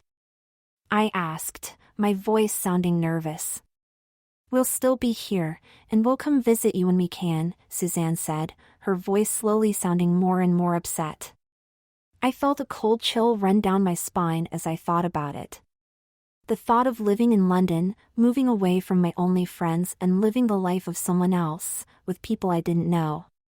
The mere thought of all that was enough to make me start crying. Before there was always a way out, but there wasn't anymore. I said a couple of words without realizing what they would mean when I said them, and had been sucked into the life of a real girl called Lauren Dawson. "I don't want to live in London." I screamed through my tears. Suzanne tried to comfort me by placing a soft hand on my nylon-clad knee, but I didn't stop crying. When we reached a red traffic light, she pulled her arms around me and held me tight, but I still didn't stop. Eventually she had to pull over on a busy road and lift me from my seat and onto her lap, where she cradled me against her shoulder like a little baby. I guess since I was crying like a little baby, she thought the only way to stop me was by treating me like a little baby. When we got home, I ran up to Haley's bedroom and closed the door. This time I used the chest of drawers to block the door, instead of the small chair that had failed so miserably before. I sat down on Haley's bed with her many stuffed animals surrounding me, like some girlish wall that had been built to keep me stuck in this new life of mine. I thought to myself, it's not too late, it's not too late, I could still get out of this mess, all I had to do was tell someone the truth. I had gone along with everything too easily, letting Kirsty change me as she liked, letting Suzanne treat me like her daughter. I had only done it because I thought it was a certainty that my parents would be coming back, but now it was like they were never going to come at all. I had to make a decision, to say something and get out before it was too late. But every time I thought of doing something, I couldn't muster the courage to do it. Living with my parents was enough to suck all the courage out of me, and I had become a weak and cowardly person because of them. I kept thinking that the consequences of revealing myself were much worse than continuing to be Lauren. I mean, I had stolen somebody's identity. Wasn't that enough to go to jail? I didn't want to go to jail. But if you go back to your parents, you'll only have to live with them until you move out, and you'll be a boy again, one side of me thought. But staying with Kirsty and Suzanne is so much better than staying with my parents, the other side of me thought. But you'll have to be a girl, my left leg thought. Being a girl here is better than being a boy there, my right arm argued. But you're not a girl, my left shoulder screamed. They won't have to know that, we could hide it, until you're old enough to move out. Kirsty would help with that, my right foot shouted back. Lauren, lunch is ready, Kirsty said in a gentle voice from the other side of the door. Shut up! I shouted aloud, at nobody in particular. Kirsty's voice had sounded just like all the other voices swirling around in my head, telling me what to do. My mind was split up into so many different opinions that I just had to scream at them to finally get some silence. Lauren? Kirsty asked more cautiously. I'm okay. I replied quickly, suddenly feeling embarrassed. Well, lunch is ready, Kirsty repeated. I'll be down in a minute, I said as I pulled myself up from the bed, multitudes of stuffed animals losing their balance and falling over as I did so. This decision is too hard to make. I muttered to myself. Lucy, for the last 3 weeks, since my parents and my little sister went missing, I had been living in a foster home in London. It was a comfortable little house, and a nice family, but I struggled to get used to it, spending my days crying in my room or contemplating, well, bad things. When the social worker assigned to my case arrived at my house, 3 days after I had reported my family missing, she brought me the worst news I had ever received. My parents and my little sister had gone on a trip to our hometown, whilst I was in France on a 2-week-long school trip with my friends. When I returned home, there was no sign of my parents or my little sister, so I contacted the police and they began a search operation that covered the whole of southern England. My social worker, Emily, had come on that morning 3 days later to tell me that both my parents had been found dead in their room, at a bed and breakfast. When Emily told me the news, I collapsed to my knees and started crying my eyes out, overcome by the sudden shock to my life. It was as if my whole world came crashing down around me as Emily told me the news. She held me close for at least an hour or two as I cried, struggling to say anything, but when I calmed down, she gave me a comforting smile. There is some good news, Lucy, she whispered in my ear. What can be good about this? I asked. Only 2 bodies were found, and both were adults. For all we know, Lauren might still be alive, Emily said, giving me a gentle squeeze for some encouragement. After Emily had left several hours later, I began my own search. I had to find Lauren, whether she was dead in a ditch or alive in the woods, I had to find her. The police were continuing their search of the local area, and I knew they would probably find Lauren before I did, but I felt like I had to do something myself. I searched the area with online maps and read every story written about my parents' death, in the hope of finding clues. I spent days trying to work out where Lauren might have gone if she was alive, and hours sitting by the phone waiting for the police to call with any new discoveries. It wasn't until 3 weeks later, when I had almost given up hope of seeing my little sister again, that the police phoned me. They told me that Lauren had been found by a single mother and her daughter, and had been living with them for several days. I couldn't describe how happy I was to learn that Lauren had survived, but I was almost happy enough to forget that our parents were now dead. Emily told me that Lauren was probably suffering from short-term memory loss, which explained why she hadn't contacted anyone after she went missing. She probably doesn't even remember what happened to your parents or how she didn't end up dead, but at least she's alive, Emily said as she pulled my denim jacket over my shoulders. I slid my arms into the sleeves. Emily had made several phone calls that day, and had arranged a small reunion for Lauren and myself at a roadside restaurant a few hours away. We would be meeting her as well as the woman who had taken care of her, and one of the woman's daughters who had apparently become Lauren's best friend. I hoped that Lauren and her new friends were not too close, since I would hate to be the reason why she would have to leave them. The government wouldn't dare split us up once we were reunited, so I expected to see Lauren moving in with my foster parents and me. Emily had also tried to phone my foster parents, to try and make arrangements for fostering another girl, but she was unable to get any certain replies. What was certain was that I was going to see my little sister after 3 weeks of thinking I would never see her again, and nothing was going to get in the way of that. "Are you sure you want to meet her, Lucy?" Emily asked. "Why wouldn't I want to meet her?" I asked back. "We don't know if it's really her, Lucy. She may be an imposter," Emily said. "I saw the photo. It's her." "I know it," I replied, determinedly. The local council that had found Lauren had sent me CCTV images showing her entering the council building, and those images were enough to make me believe that Lauren had been found. She was exactly like I last saw her in person, with her long and constantly immaculate blonde hair, her large and lively blue eyes. Her walk was the same and her smile was the same. I knew it was her. "She said in the interview that she's Lauren, and I believe her," I said as we got into Emily's car. "We can still test her DNA, ask her more questions, and prove that it's really her," Emily said. "I know it's her, Emily," I said. "Besides, Lauren hates needles just as much as I do." "If you're sure, Lucy." "I don't want you getting upset," Emily said as she turned the key in the ignition, sparking her old Ford into life. As we drove down the motorway from my foster home in London, I couldn't stop thinking about how Lauren would react to seeing me. Emily had said that Lauren couldn't remember what happened during the crash, but she didn't say if Lauren remembered life before the crash. Will she even recognize me? I wondered. What should I do if she doesn't recognize me? I asked Emily. "If she's your sister, she'll recognize you, maybe not straight away, but she will," Emily said. "Her memories will come back to her in time." "What if they don't?" I asked.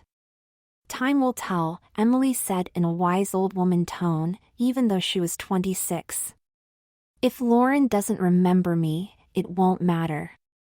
We'll still be sisters and it'll be a new start for both of us, a second chance to try and be the best big sister in the world." Lauren's lunch with Suzanne and Kirsty had been quick. Suzanne had made quite a few ham and cheese sandwiches, enough for another garden party at least. We only got the chance to eat one sandwich before Suzanne declared that it was time to leave and began wrapping the remaining sandwiches in small plastic bags for us to eat during the car journey.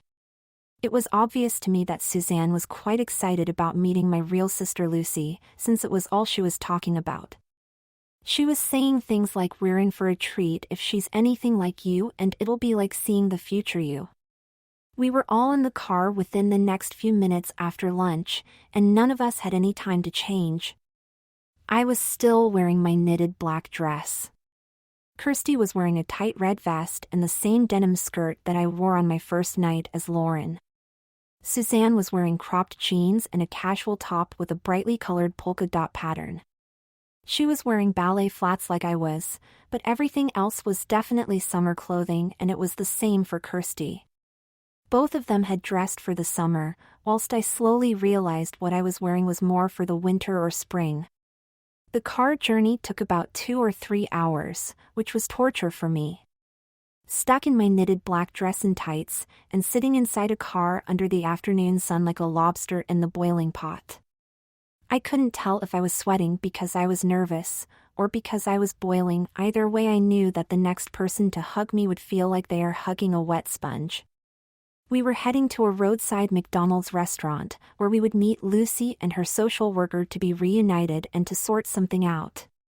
The car journey was fairly quiet, since neither Kirsty nor myself could think of anything to say, so I had peace and quiet to figure out what was going to happen.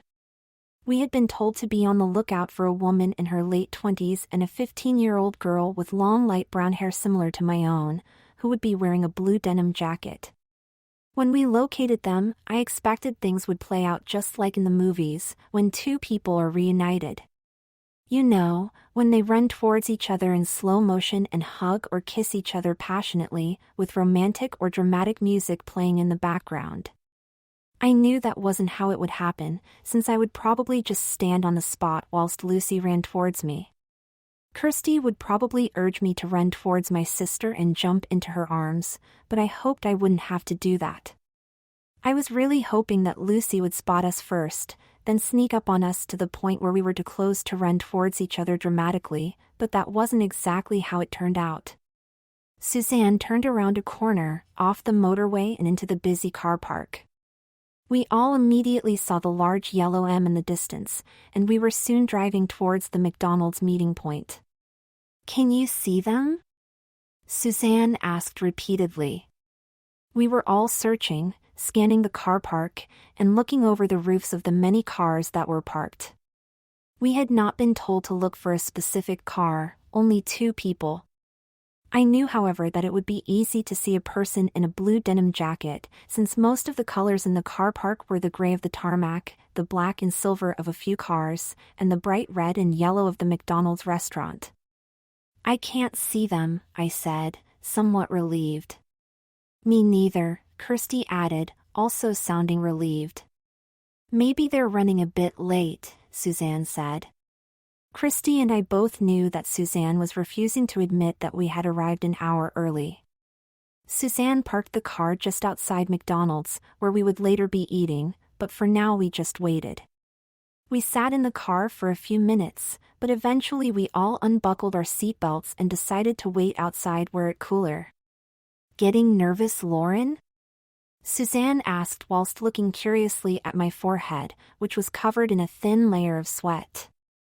"I guess I'm just nervous about moving away," I said as I dried my forehead with the sleeve of my dress. The sun was still glaring down on us and reflecting off the cars around us, making it hard to look anywhere without having bright rays of light shot into my eyes. "Nothing is certain yet, you might get to stay with us," Kirsty said. She gave my shoulder a gently squeeze. We stood in the McDonald's car park with our backs to the car, with me in the middle, Kirsty on my left and Suzanne on my right. "I was the smallest by far. I can't see over the cars," I said disappointedly, as if I was missing out. "Well, we'll have to fix that, won't we?" Suzanne said with a grin on her face. Expecting Suzanne to pull a pair of high-heeled shoes out of the car, or a pair of stilts, or a stepladder, I was somewhat surprised when she grabbed me under my armpits and lifted me up. "Better?" Suzanne asked as she lowered my bum onto the back of the car. I nodded slowly with a weak smirk on my face, hiding the fact that the heated metal of the car was slowly roasting my behind. We waited for 15 minutes before we saw any movement. It was Kirsty pushing herself up onto the car and sitting beside me. Suzanne got tired of standing and decided to sit in the car with the door open, and eventually she fell asleep. "Do you think Mom knows we came an hour early?" I asked Kirsty. "I think so, but she won't admit it," Kirsty said with a smirk. "Mom likes to think that coming 2 hours early is actually on time, so I guess that means that we are the ones who are late." We both giggled at that, both with the same high-pitched girly giggle, as if that was now my default reaction to something funny. Kirsty eventually got bored as well, and joined her mother inside the car with her door open. I think the heat was getting to everyone except me, making other people tired whilst it just made me more nervous. I was as bored as Kirsty and Suzanne, but far too nervous to fall asleep. I would never be able to sleep, knowing that I was going to be sucked into a whole new life in less than an hour. So I sat there and waited, sitting uncomfortably on top of the car boot, my bum roasting and my skin itching beneath my black knitted dress that seemed to absorb more and more heat by the second. I could have slid down off the car and joined my fake sister and fake mother inside it, but I would still be uncomfortable, if not more uncomfortable than I already was. Besides, I had to appear eager to see my sister again, so I had to stay where I was and wait until I saw a woman in her late 20s and a 15-year-old girl with hair like mine, wearing a blue denim jacket. I always fidgeted when I was nervous, and it was the same on this occasion as I began to tug, pinch and pull at the nylon tights that had the feeling of being vacuum wrapped around my legs. I amused myself for ages just by pinching the material and then letting it snap back into position against my leg. The feeling of the slightly moist nylon slapping my hairless legs sent shivers across my body. Playing with my tights was enough to distract me for a few moments, meaning I didn't pay much attention to the car that was slowly making its way through the car park and heading towards me. Cars had passed us several times before in the last hour, but none of them had stopped in front of us, or parked nearby, or the people driving them weren't the ones we were supposed to be looking for. So many cars had passed us, so I assumed this blue Ford was just going to continue on down the main route through the car park, but it turned straight into the aisle that we had parked in. I looked up from my tights for a moment to watch the car, trying to see if there was a 15-year-old girl inside it, but I didn't realize that I was still pinching the nylon material and holding it much farther away from my leg than before. Suddenly, the passenger side door of the blue Ford swung open as the car was still moving, and two long legs covered by skinny jeans and tipped with black Converses poked out. I was startled by the sight of seeing someone about to jump out of a car just like that, so startled that I rather stupidly let go of the nylon pinched between my fingers. I was able to see the 2 feet land on the ground and head covered in long brown hair poke out the car, before a stab of burning pain hit on my upper left leg where the nylon had landed. I heard the sound of shoes slapping against the tarmac, someone shouting "Lucy," and the figure of a girl running towards me in the corner of my eye, but she was on me before I could get a good look. I had lurched over my leg when that stab of pain hit, so I was already off balance enough to fall into the girl's arms just as she reached me. The blue Ford screeched to a halt just in front of me, and a 20-something woman stepped out from the driver's seat and came rushing around to us. The teenage girl wrapped her arms around me, her heavy breathing filled my ears. She wasn't wearing a denim jacket, but I was pretty quick to understand that this was Lucy, my new older sister. Lucy lifted me off the car and span us around, overjoyed. "You're alive! You're alive," she shouted. Instead of my legs being left to swing about limply, they instinctively wrapped themselves around Lucy's waist and my arms did the same. I was just trying to hold on and not be thrown 1,000 miles, but to Lucy it must have looked like I was as excited as she was to be seeing her sister again. "I'm alive!" I shouted back. Lucy stopped spinning around and tightened her arms around me, squeezing me much more than Suzanne or Kirsty ever did. I tried my best to match Lucy's squeeze, but her grasp tightened even more whenever I moved. Lucy was really, really happy to have her sister back, but does she really think I'm her? Am I actually her sister? I was getting so wrapped up in this fake story that I was starting to believe it was true. Maybe Lucy was squeezing the reality out of me, or maybe it was just the effect of pretending to be someone else for so long, but I started to think that I was really Lauren. Maybe it was the feeling of Lucy's breath against my neck, or her tears touching my skin. Whatever it was, being that close to someone who loved and cared so much for me, or Lauren, was making me feel like I wasn't just playing a character anymore. I had felt it before, when Suzanne was hugging me, or when I was giggling with Kirsty, the feeling of being in a family that loves me. I tried to tell myself that it was wrong, but to be honest, I wished it would never end. Lucy, I knew it was her as soon as we spotted her. She was sitting on the back of a silver Vauxhall, wearing a cute knitted dress that I'd never seen before. I thought it was quite strange to be wearing something like that on a warm summer's day. I guess she must have worn it for a cold morning and didn't get any time to change. I knew she would be back in a skirt, or her favorite short shorts and vest as soon as she had her own wardrobe again. I had kind of hoped to bring her whole wardrobe with me to the reunion, just so she would be that much happier to see me, but Emily said she couldn't fit that much into her car before we had to leave. I was out of the car seconds after spotting her there. Emily shouted at me to stay, but I couldn't wait any longer. Emily turned the car into the aisle where Lauren was waiting, and she was driving slow enough for me to just swing the door open and get out without needing much courage. Lauren had noticed me, but that wasn't a surprise. I had hoped to sneak up on her, but who doesn't notice someone getting out of a car that's still moving? Besides, if getting out of a moving car didn't get Lauren's attention, Emily screaming my name would have. Her scream was loud enough to burst eardrums, louder than someone on a megaphone, but I didn't care. I was out of the car before she could grab me. Even with the dramatic spectacle going on not far from where she was sitting, Lauren's attention had shifted back to her lap. She was clutching her nylon-clad leg with a pained look on her face.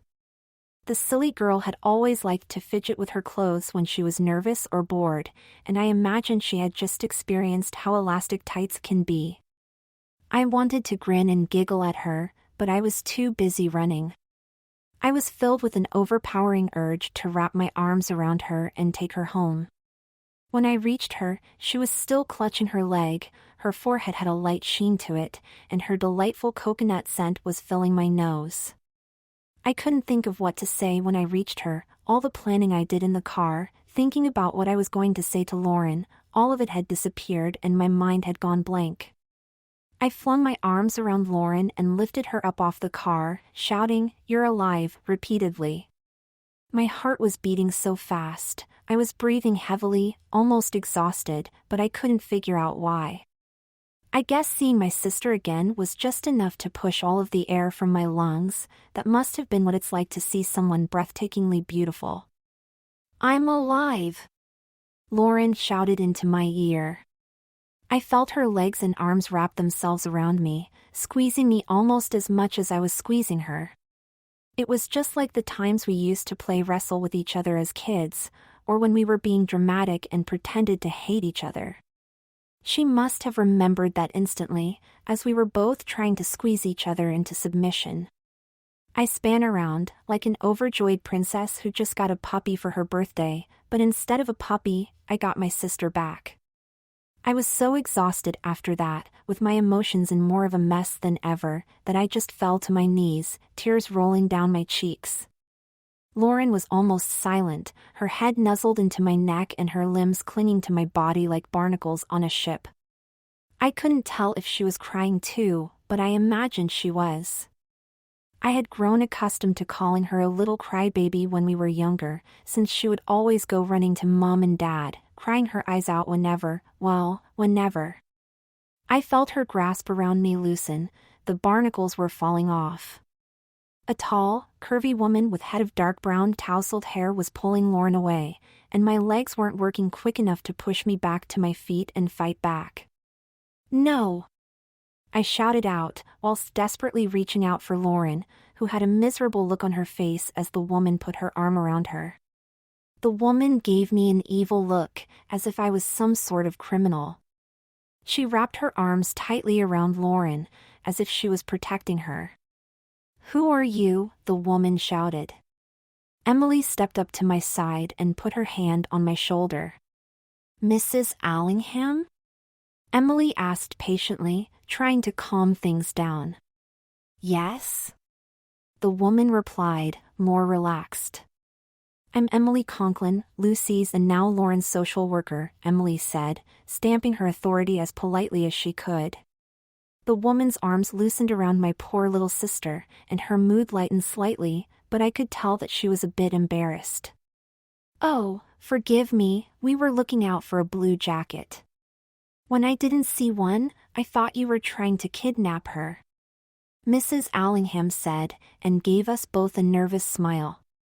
I guess that was my fault. I had decided to take my jacket off during the ride over, and, strangely enough, I forgot to bring it with me when I jumped out of the car. Lauren sprinted forward and flung her arms around me once again, which somehow made me even happier than I already was. I now knew that she remembered me, that she loved me. In the car I was thinking I'd be lucky if she didn't try to run away from me, but this was so much more than I expected. She must be remembering everything, I thought. Maybe Emily was wrong about the memory loss? It must have been like that one magical kiss that brought the princess back to life, except this time it was a magical hug that brought all her memories back. We all took a few moments to calm down, until it was all smiles between us. Lauren introduced her new best friend Kirsty, a 14-year-old girl not much younger than me, with dark blonde, almost brown hair. She looked a bit like me in a way, which made me wonder if that was why Lauren liked her so much. Lauren then introduced Mrs. Allingham as Mum, and there was an immediate awkward silence.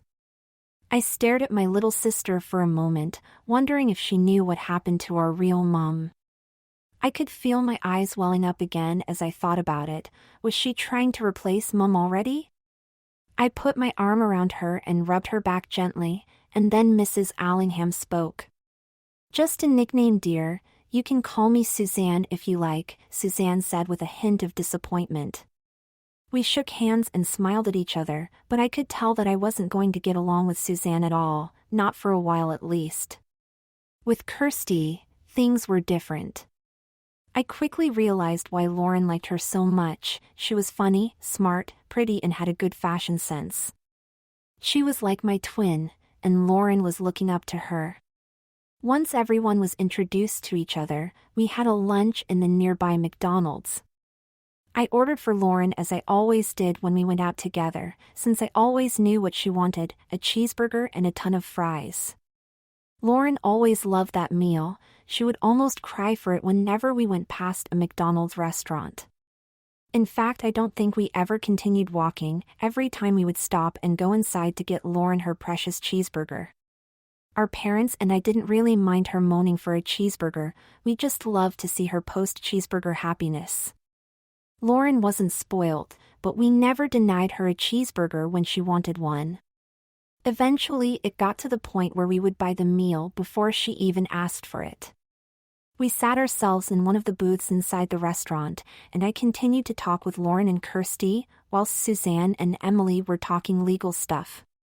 Lauren was quiet, but she was also busy eating her cheeseburger, but between the large unladylike bites that she took, another thing about Lauren that just made me grin stupidly, Lauren explained that she didn't remember anything from before she met Kirsty. Her memory was still a bit hazy. She remembered who I was, our parents, our house in London, the school that she went to. She was a bit vague with her answers, saying only a few words like "I remember her" or "I remember that place." I didn't really think much of that though. I decided she had been through a lot and would remember everything with time, just as long as I reminded her about places and people, gave her names to remember and what people were like. I think I spent most of that meal reminding her of the people in her past. She didn't seem to remember any one of her friends from school. She thought the only friends she had were Suzanne and Kirsty, but that was soon going to change. Towards the end of our meal, the conversation between Suzanne and Emily sounded louder, and it caught the attention of both Kirsty and Lauren, who looked as intrigued as I was. "Where will Lauren be going?" asked Suzanne. "Well, I've been phoning Lucy's foster parents all day, and they've finally replied," Emily said. In that moment, I could have sworn I heard a drum roll. Everyone except Emily seemed to lean forward in anticipation. "They don't have room for another child, their house just isn't big enough," Emily said disappointedly. At the time Lucy was given to them, there was only one child to foster, they could only take one foster child. Emily and Suzanne didn't seem to notice that the 3 teen girls next to them had stopped eating, and were listening to them intently. "Lucy and Lauren don't have anywhere else to go, so our only option is to put them in your care for the time being," Emily finished and shared a brief smile with Suzanne, who was playing it cool on the surface, but underneath she had just exploded with joy. From what I'd learned through speaking with Lauren and Kirsty, and from my own observations, Suzanne was desperate to keep Lauren. Now she was going to have the both of us, and I would be stuck with her. I hoped that I would learn to love her just like Lauren does, and soon. Suzanne signed a few forms to make things official, and with that we paid the bill, left McDonald's and walked hand in hand through the car park. I specifically positioned myself so that I was on the end of the line, with Lauren and Kirsty between Suzanne and me, not knowing that I would be sitting in the front of the car with Suzanne for the whole journey back to my new home.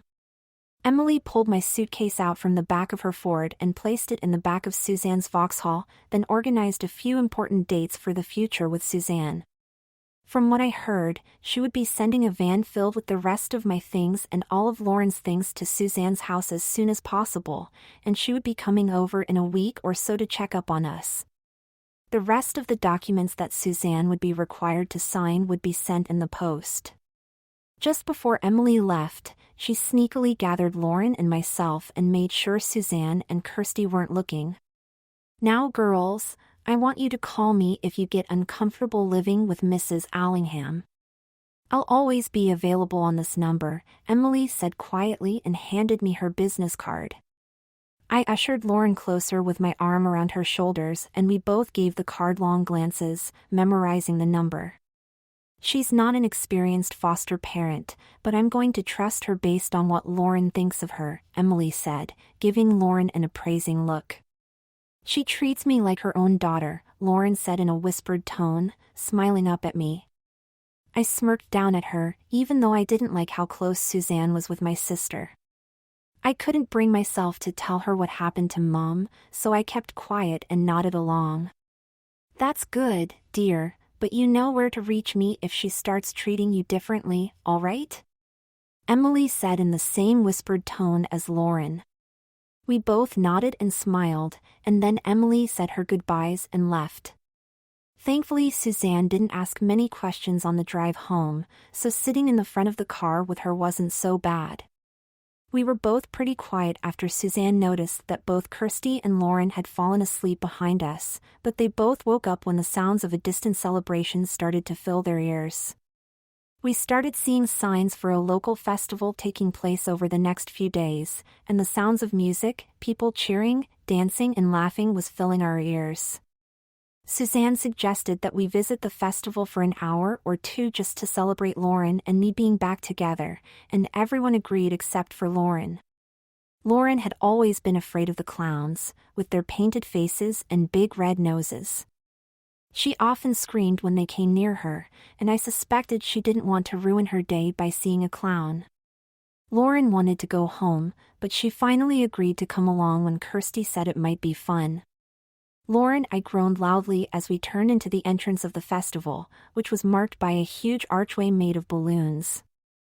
I just wanted to go home and fall into a bed, but I was outnumbered 3-1, so I had to go with them.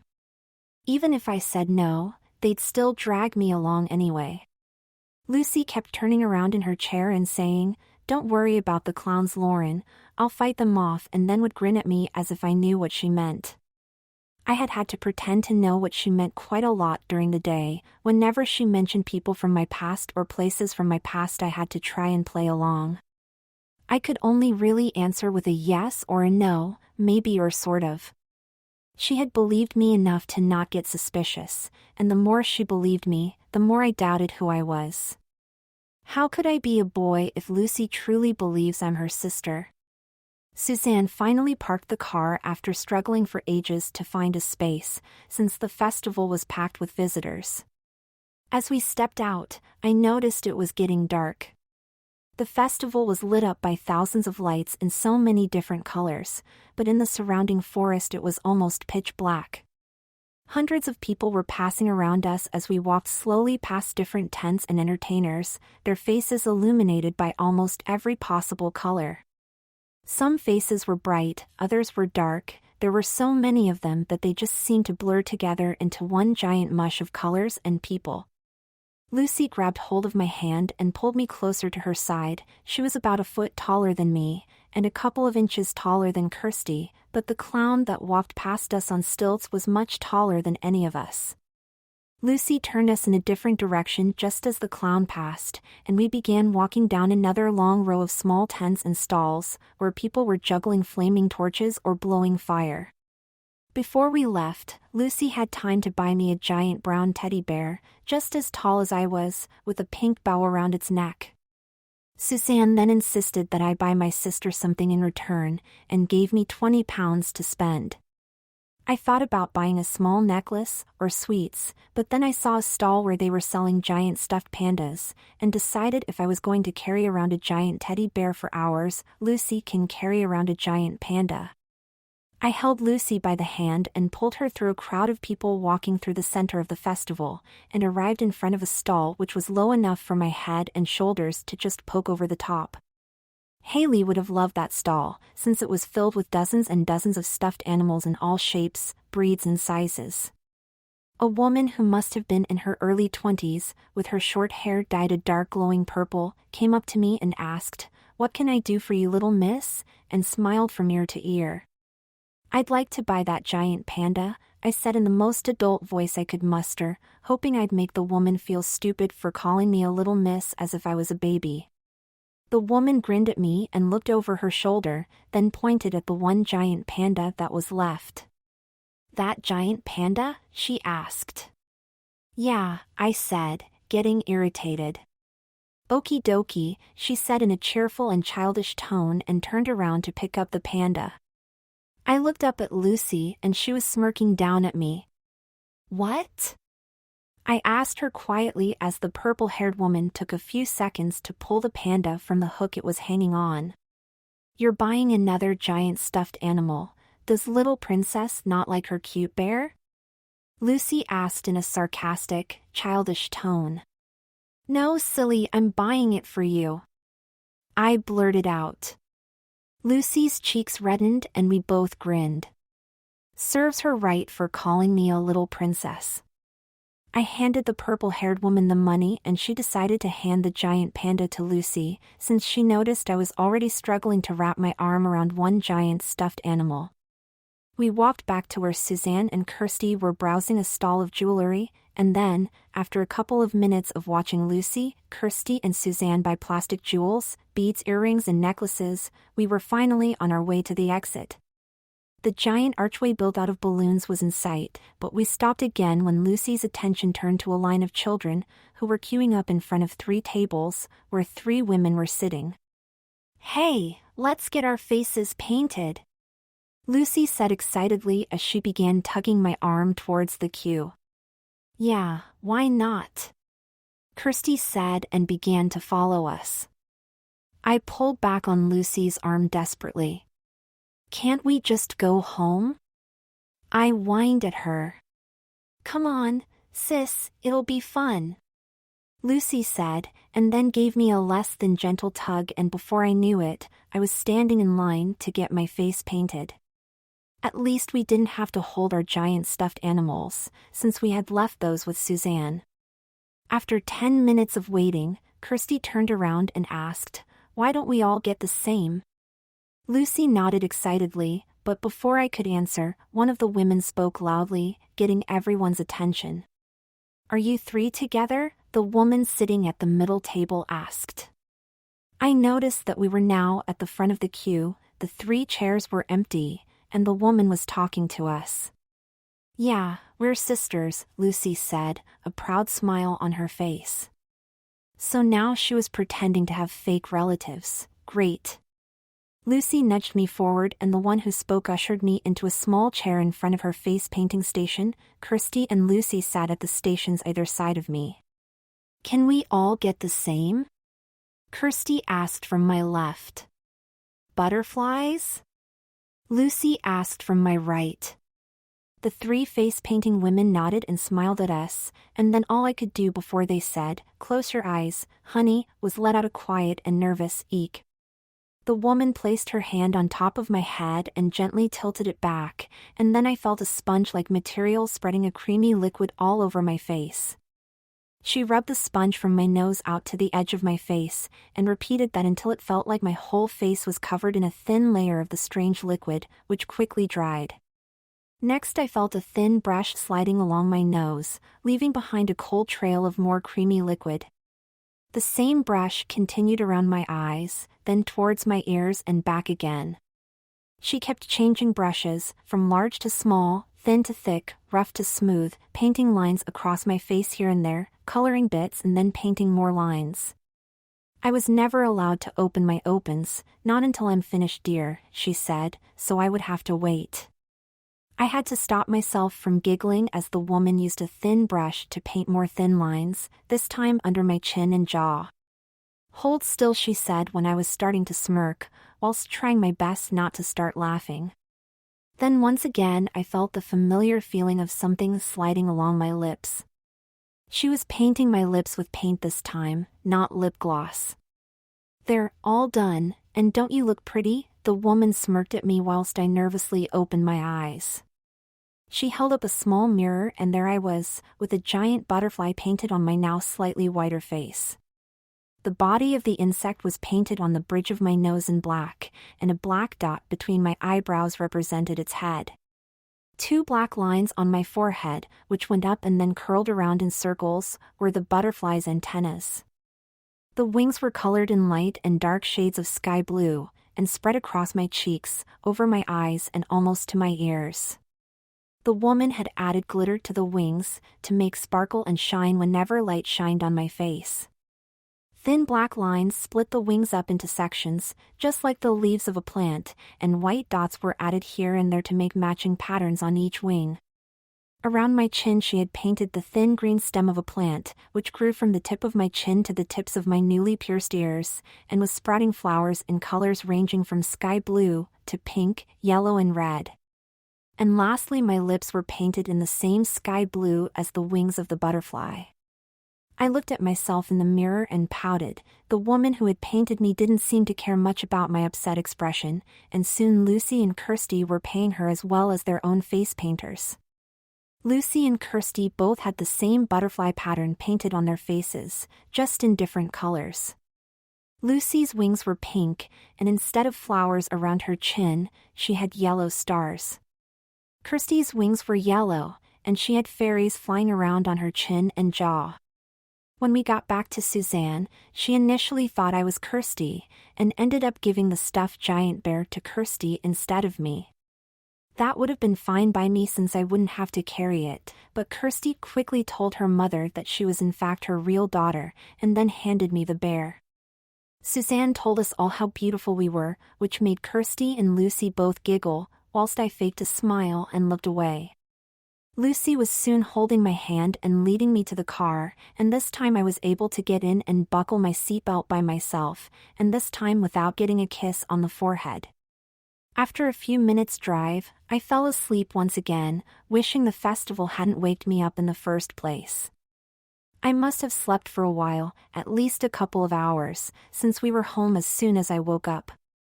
But this time I was woken up by flashing lights and sirens, blue lights spinning around the cul-de-sac so fast that it made me dizzy if I watched them for too long.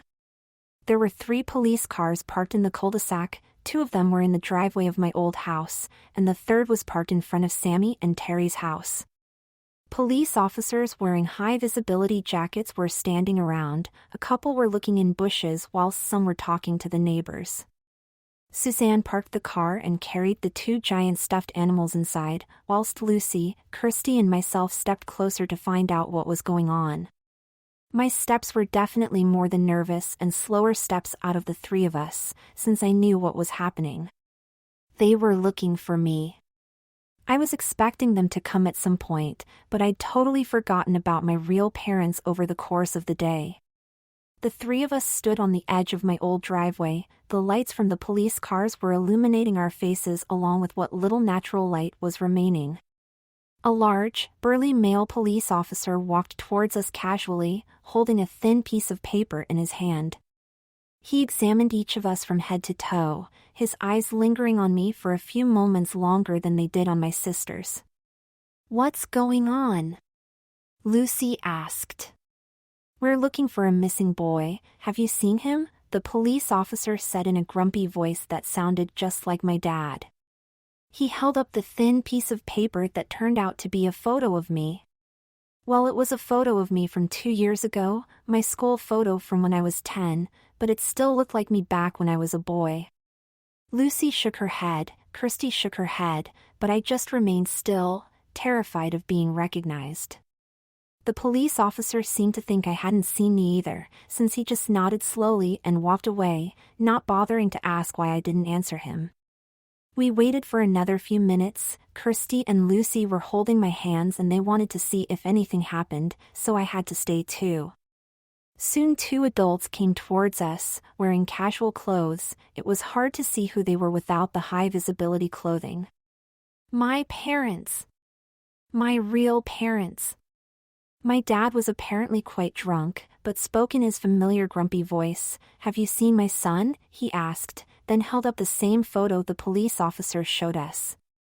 It was strange that he didn't seem to recognize me straight away. I mean, I was standing right in front of him, wasn't I? Kirsty and Lucy shook their heads again, and then my mum stepped forward and looked down her long nose at us, eyeing each of us suspiciously. Once again her eyes lingered on me even longer, they narrowed slightly. I stood there silently, half hoping she would recognize me, and half hoping she wouldn't. But if I wanted her to recognize me, why didn't I just tell her myself? My mother stepped back and shook her head, looking neither sad nor happy, then gave my dad a firm slap on the shoulder. "Let's go, he's not here," she said, and they both got into their car and drove off, leaving the police to continue their search. They didn't even recognize me when I was standing right in front of them? How can these people be my real parents? Part of me was heartbroken, part of me was overjoyed, but I knew after that what I was going to do. My parents had abandoned me twice, and now I was going to abandon them forever whether they liked it or not, but I doubt they even cared. "I've made my decision," I thought to myself as Kirsty, Lucy, Suzanne and I ate our dinner. I may not like living as a girl, but at least here I'm loved and looked after every day. Living life as Lauren is better than my life as Ian, I thought to myself as I pulled the bed sheets over my body, and Suzanne turned off the light. When I woke up the next morning, I felt so much better. I wasn't thinking about when my parents were going to come back, or if I was going to be caught. I was starting a new life, and everything was changing. I had been woken by the sound of trucks and mechanical lifts, the loud beeping of a vehicle reversing. I knew what it was instantly, and apparently Suzanne and Kirsty did too, since they were standing in the lounge looking through the front window. Lucy came down soon after me, wearing one of those pink Snuggies. We explained to her that the new neighbors were moving in, and she nodded along slowly before walking into the kitchen. I stepped closer to the window to try and figure out which one of the families we met was moving in, and after a few seconds I realized who it was. A girl with long black hair, wearing a loose-fitting t-shirt, skinny blue jeans and Converses, turned towards our house. She spotted me looking through the large front window, and I waved excitedly at her. Poppy waved back just as excitedly, and we grinned wickedly at each other. A new family, and a new best friend, I thought to myself.